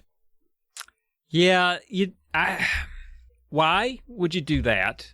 I mean, that's the same impulse that led him to the college football championship. Okay, like that I don't think actively trying to commit suicide got him anywhere in college football. I mean, listen, he's got to get the woman back that he loves, even though she's probably going to be let go anyway. And B, he wants to catch his man. That's what about. And he just can't, man. You just can't let Swayze go, Travis. We see how it shakes out, right? But he jumps out of the plane. Do you think he forgot he didn't have a parachute? He's not super smart. Like, he is not a smart man. He might have legitimately just been like, oh crap, I needed one of those. And then he doesn't even realize he doesn't have his parachute for a while. The first thing he says is, oh, dang, I don't know where my badge is. I don't even have a gun. Shit, I don't even have a parachute on. And where are my pants? Why did I take those off before I jumped? The wind is exhilarating, though. Blustery. Well, anyway, he does a super kamikaze dive. He manages somehow. I don't know how terminal velocity works. Like, if you can change your body position and go faster. I guess you probably can. You can lessen your air resistance a little, I think. Yeah, maybe go a little faster. Well, he ends up catching up with Bodie as they're sort of falling through the sky. He grabs Bodie. They basically play another game of chicken, because Johnny puts the gun to his head. He's like, okay, now pull the chute. And he's like, no, you got to put the gun down to pull it, or we'll just, that way. Which, by the way, no, he doesn't. You could have put the gun around your pinky. You still got 3 fingers for pulling. You could have kept both. Yeah, you could have done it a couple different ways. You could have reached up and put the barrel in your mouth like it's a rose, and then held it in your teeth. Right, you did it. You could have done it a couple different ways. You could have threw it up in the air, pulled it, waited for it to catch it. You could have done all kinds of stuff. Or, hear me out on this one, wrap your legs around Patrick Swayze and cross your ankles and just hold him with your legs while you pulled the chute. Yeah, or just take the gun, shoot him in his butthole, and steal his parachute. Now he's dead before he hit the ground. You win. Done. Yeah, any of those things would have worked, but he elected not to do any of those. He elected to I'm throw gonna let go the of the gun. Yeah, he throws the gun and he pulls the chute, and then they land pretty hard, and they kind of get rolling and like. Dude, they landed so hard it made me laugh. I had to rewind it. I thought they died on impact, and I thought, how funny would this movie be? Because I love the idea of a movie having a great build up and then just ending dumb and abrupt. But also, if they had fooled us and it still looked like it had 20 minutes of playtime left, but they could jump out of the plane and you're waiting for them to hit the ground, some more high action, but they just die on impact, rest of the movie's their funeral, would have been amazing. Let me write movies. I'll ruin all of them. I love it. Well, what I love is like you expect a guy jumped out of an airplane, dives, catches the guy, threatens to shoot him, and then they just roll themselves up in a parachute and they don't even start fighting. It's just they can't believe they survived it. They just fell out of a plane. I mean, I guess so, but I love Patrick Swayze looks right at Bodhi's character looks right at Johnny Utah and goes, "You're one radical son of a bitch." Like, what is he, a Ninja Turtle? This is wild. Dude, I wish they were Ninja Turtles, dude. Yeah, that would be awesome. Well, Bodhi gets up and he starts walking towards the Jeep that has Rosie and Tyler in it. But guess what? Utah's on again, off again, bad knee is acting up, so he can't stand up to chase him. Thank God, that's convenient, right? But seriously, though, he just landed. I get it. He just landed out of the sky. Like that would hurt your knee, I think. Some. It didn't hurt Patrick Swayze's knees. He was up rolling. He already had great knees. Johnny Utah, he's got an established bad knee. This was Schrodinger's bad knee. That's right. Yeah, that's exactly what it is. It's the plot point bad knee, man. Well. At this point, Rosie shows up. He lets Tyler go. She comes running over, and Johnny and Roach died. By the way, he's dead. He just died on I don't know if impact or on the parachute or what. He's dead. But Johnny and Rosie grab the money, and he yells from the Jeep, "Yo, Johnny, I'll see you in the next life." And then they just leave Roach's body there. They're like, "Nah, we don't have time to pick him up. We got to go. Let's just leave him." It was funny. It looks like they tried for a second, and then they just ran away. Like, nah, fuck it. They're like, he is so heavy. You wouldn't think looking at him. They got over there, and his face was in a way that was rough. They were like, "Oof, oh, okay. Now leave him here. I can't even stand to look at him. He's already stinking. Not getting in my Jeep." No way, man. That is kind of a fade out there, or fade to black there after he says, "I'll see you in the next life." Well, the next life turns out to be next year in Australia. If you remember, old Bocephus, that's not his name, Bodhi said that he was going to be there for that 50-year storm, and I'll tell you what, Johnny Utah remembered it.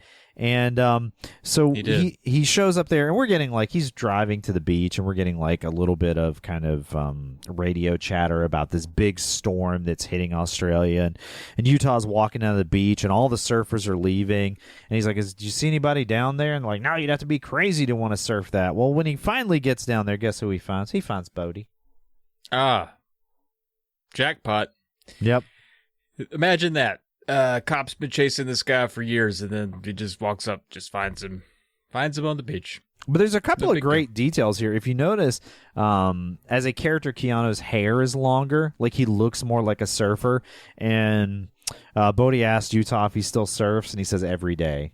Every day. Bodhi's got shorter hair now because he looks like he might have started his own yoga studio. And yeah, they kind of switched, like almost like hairstyles, basically. Mm-hmm.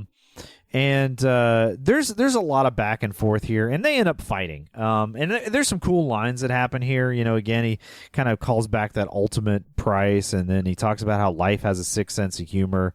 And then he's like, "You got to go back with me." And they kind of start fighting, and Bodhi gets the upper hand, but that's when he realizes that he's been tricked, and that Utah has put handcuffs on him, which he has been wanting to do that whole movie. He has wanted to be handcuffed to Brody for as long as he can remember.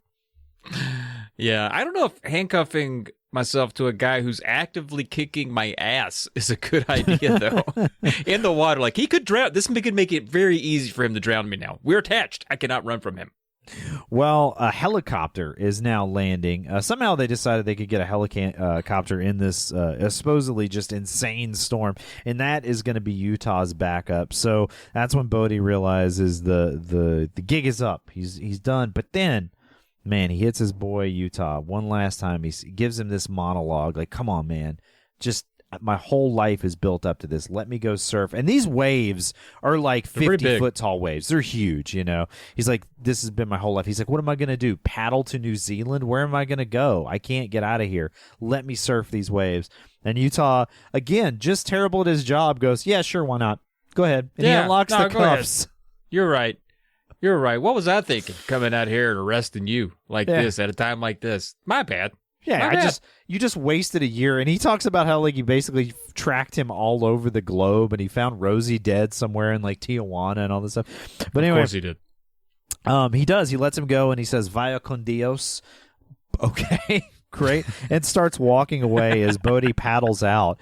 And the Australians are like, "You let him go. We flew a helicopter in here to catch this guy, and you're letting him go." And the storm's not going to let up. We'll all die.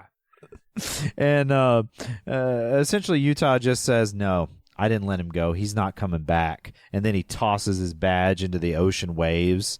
And we kind of see Bodhi go under one of those giant waves and never come back. And that's kind of the end of the movie, man. And my question is, were they setting up for Point Break 2, the rebrodying?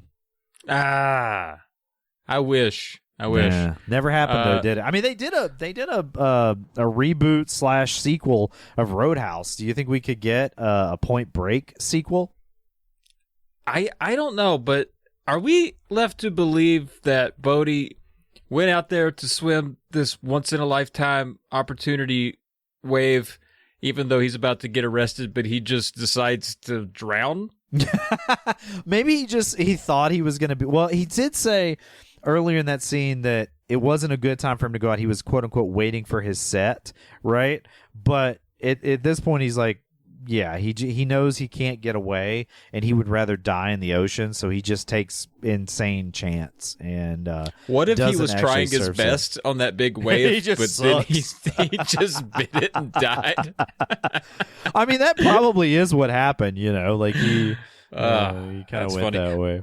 I did look it up. There was a remake of this movie in 2015. Oh yeah, it's not. It's real bad. Oh, I thought you were okay. So no sequels, but there was. Sequel. Yeah. They did try to restamp it, and they didn't need to do that, and they shouldn't have. And they had no like star power behind it either. It was Did you watch it? Yeah, I've seen it. It's terrible. It's oh man. Watch the OG. It's going to be way better, man. You just, like I said, you don't get cooler than Swayze in this movie. It is worth the price of admission just for some Patrick Swayze action. Now, Travis, what did you think? What is your thought on this movie? Oh, I love this movie. It's great. It's a great movie. It's fun. You've got a little bit of comic relief in there. You got Gary Busey, who I love. We've already espoused Swayze. He's amazing the whole time through. Lori Petty's fun. I think the plot's kind of cool. You got mean bank robbers. You got they kind of have a really nice, like the whole president's thing was kind of cool. And I thought all the action scenes were great. I just didn't like Keanu Reeves' acting at all. Yeah, so I thought it was about 4 stars. Yeah, it's a good place to land on this. I mean, I think if you are looking for a fun movie to like fill an evening and eat a little popcorn watching, man, you can't do better than Point Break. It's just that good, man. It's fantastic. Like, who cares what we think, though, Travis? What did you think? What did I think? I think exactly what I just said, man. I think that it's a good popcorn movie, and it's fun. Oh, okay. And yeah, you don't get cool this way. I again, there's some moment to moment. It's weird because there's like these moment to moment scenes that work really well, and then there's some just laugh out loud, hilariously bad thing. Like I can't immediately when Anthony Kiedis is on screen as a tough guy, like I just can't. I can't do it, man. It just kills me. And then he's like, "Back off, war child."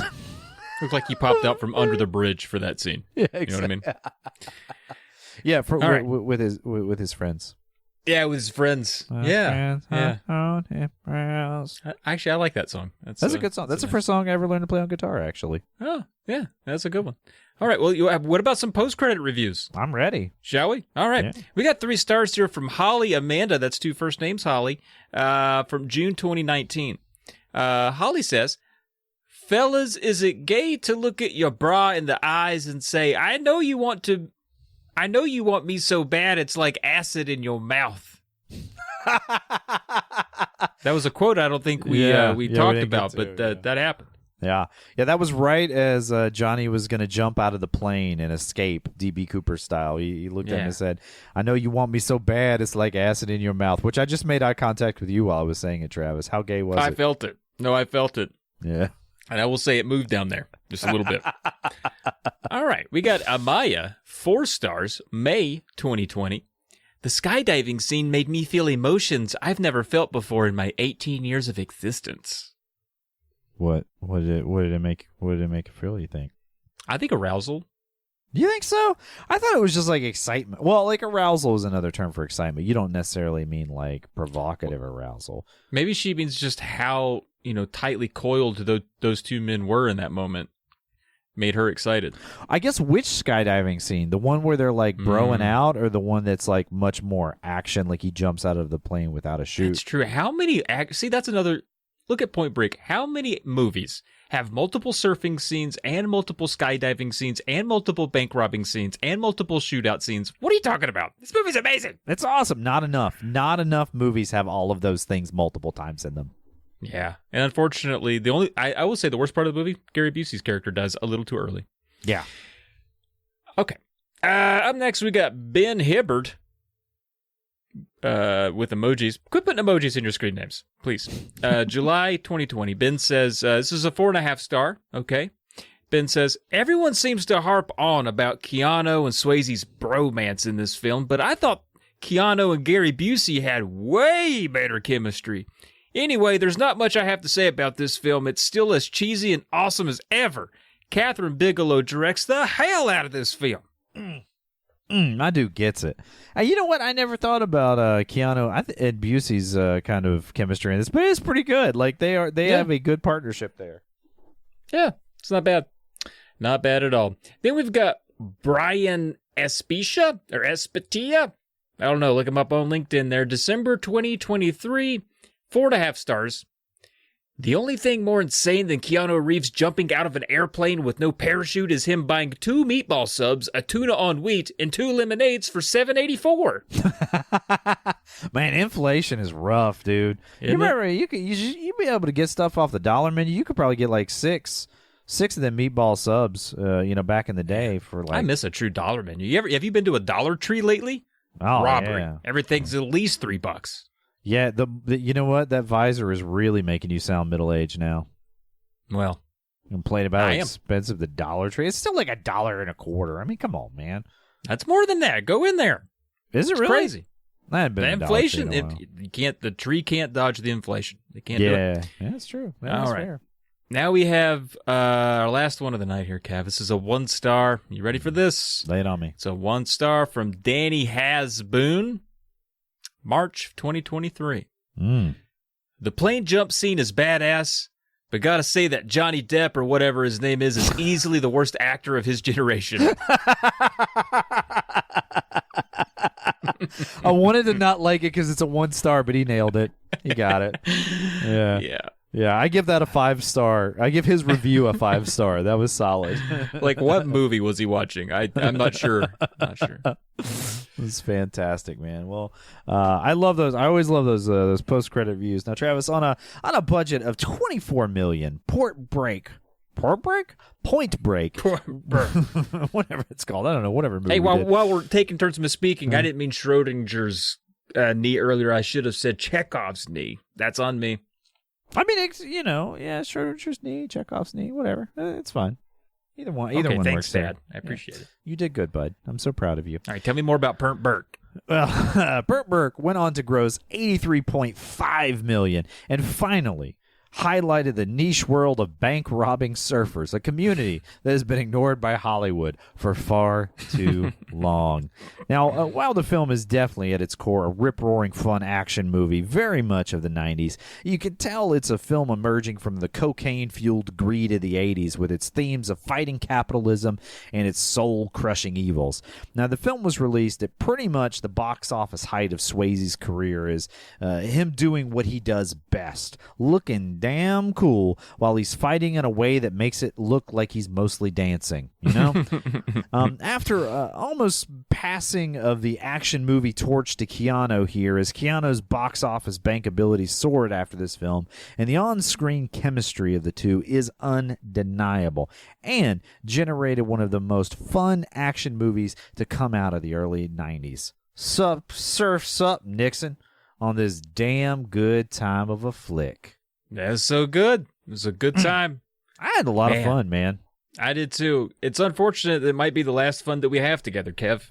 I know, but I mean, this is where we find ourselves. Look, guys, we're gonna do, maybe we can do some bonus episodes just while we're trying to figure stuff out between seasons. Hopefully Haley, Haley's got a way with people. Isn't she HR? She can talk to Doug, right? Yeah, like maybe she could talk to. But I think the more important question is she talk to Trish and just get that whole situation handled. If we get the Trish situation handled, I think. Maybe if she did some explaining to Doug, it would get us off the hook. You know what I mean? We should delete those pictures off our phone before we bring in HR. But yeah, I think, well, I guess I hope Haley can work her magic on one of the both of them. Maybe take him back to the Red Palace. I don't know what we got to do, but we got to get this thing. I'm ready to make amends if he is, Yeah, I hope so, man. I don't like being at odds with Uncle Doug for a number of reasons. His military training, his penchant for revenge, and just also he has the bin of movies that we base this whole stupid podcast around. So I feel like we really are going to have to make this right, or we're going to have to, I don't know, cancel the podcast and go into witness protection. Or Haley's Hulu bin. Yeah. That is an option. Well, if you enjoyed this episode, you might like our other podcast. You could find me over on the board gaming podcast Blue Peg Pink Peg. If you like Travis, you can find him on a pile of the great podcasts here on the Polymedia Network. And hey, if you like this show and want to keep us ex-president up, support us on Patreon as the Polymedia Network, all right? As always, we'd like to thank Harvest Black for that Ride of a Lifetime theme song. And just like our Uncle Doug always says, if you want the ultimate, you've got to be willing to pay the ultimate price. It's not tragic to die doing what you love.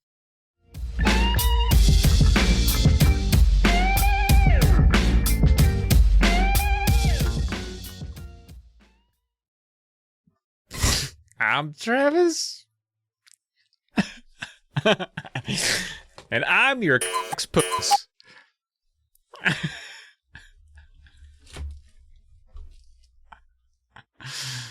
I like boots.